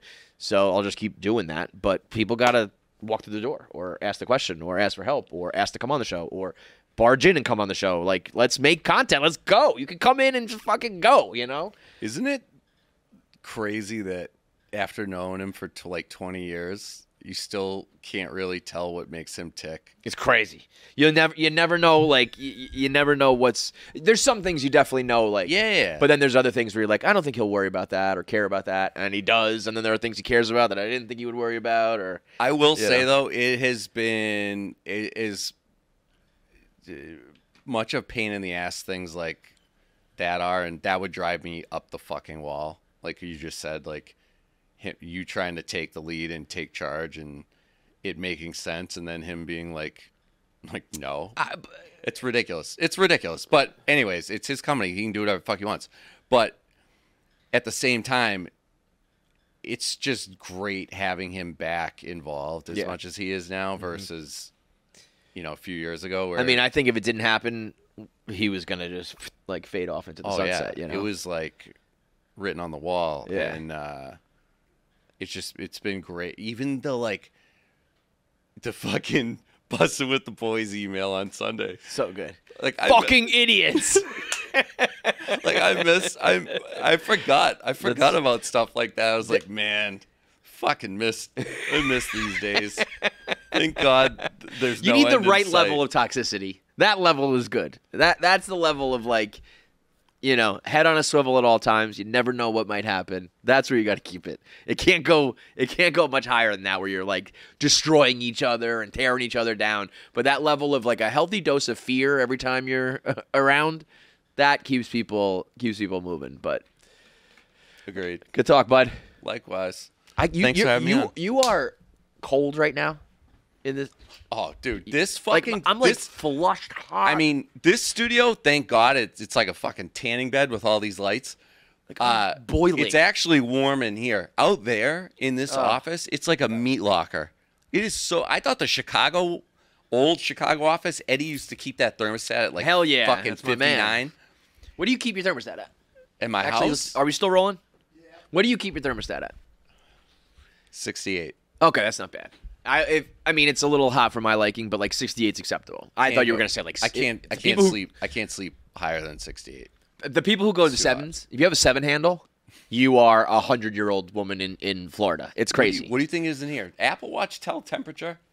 I bet you it's 65 in here. In here right now? I bet you it's 74. 65. No chance. Bro, I am dying Dude, of heat. no I mean, I chance. run super hot, but right now my jacket because I'm putting it on the minute this is done airing. Oh my god. You're going to put a jacket on right now? Dude, it's freezing. I was in ready to this take place. this off. I was like, I think I'm sweating though.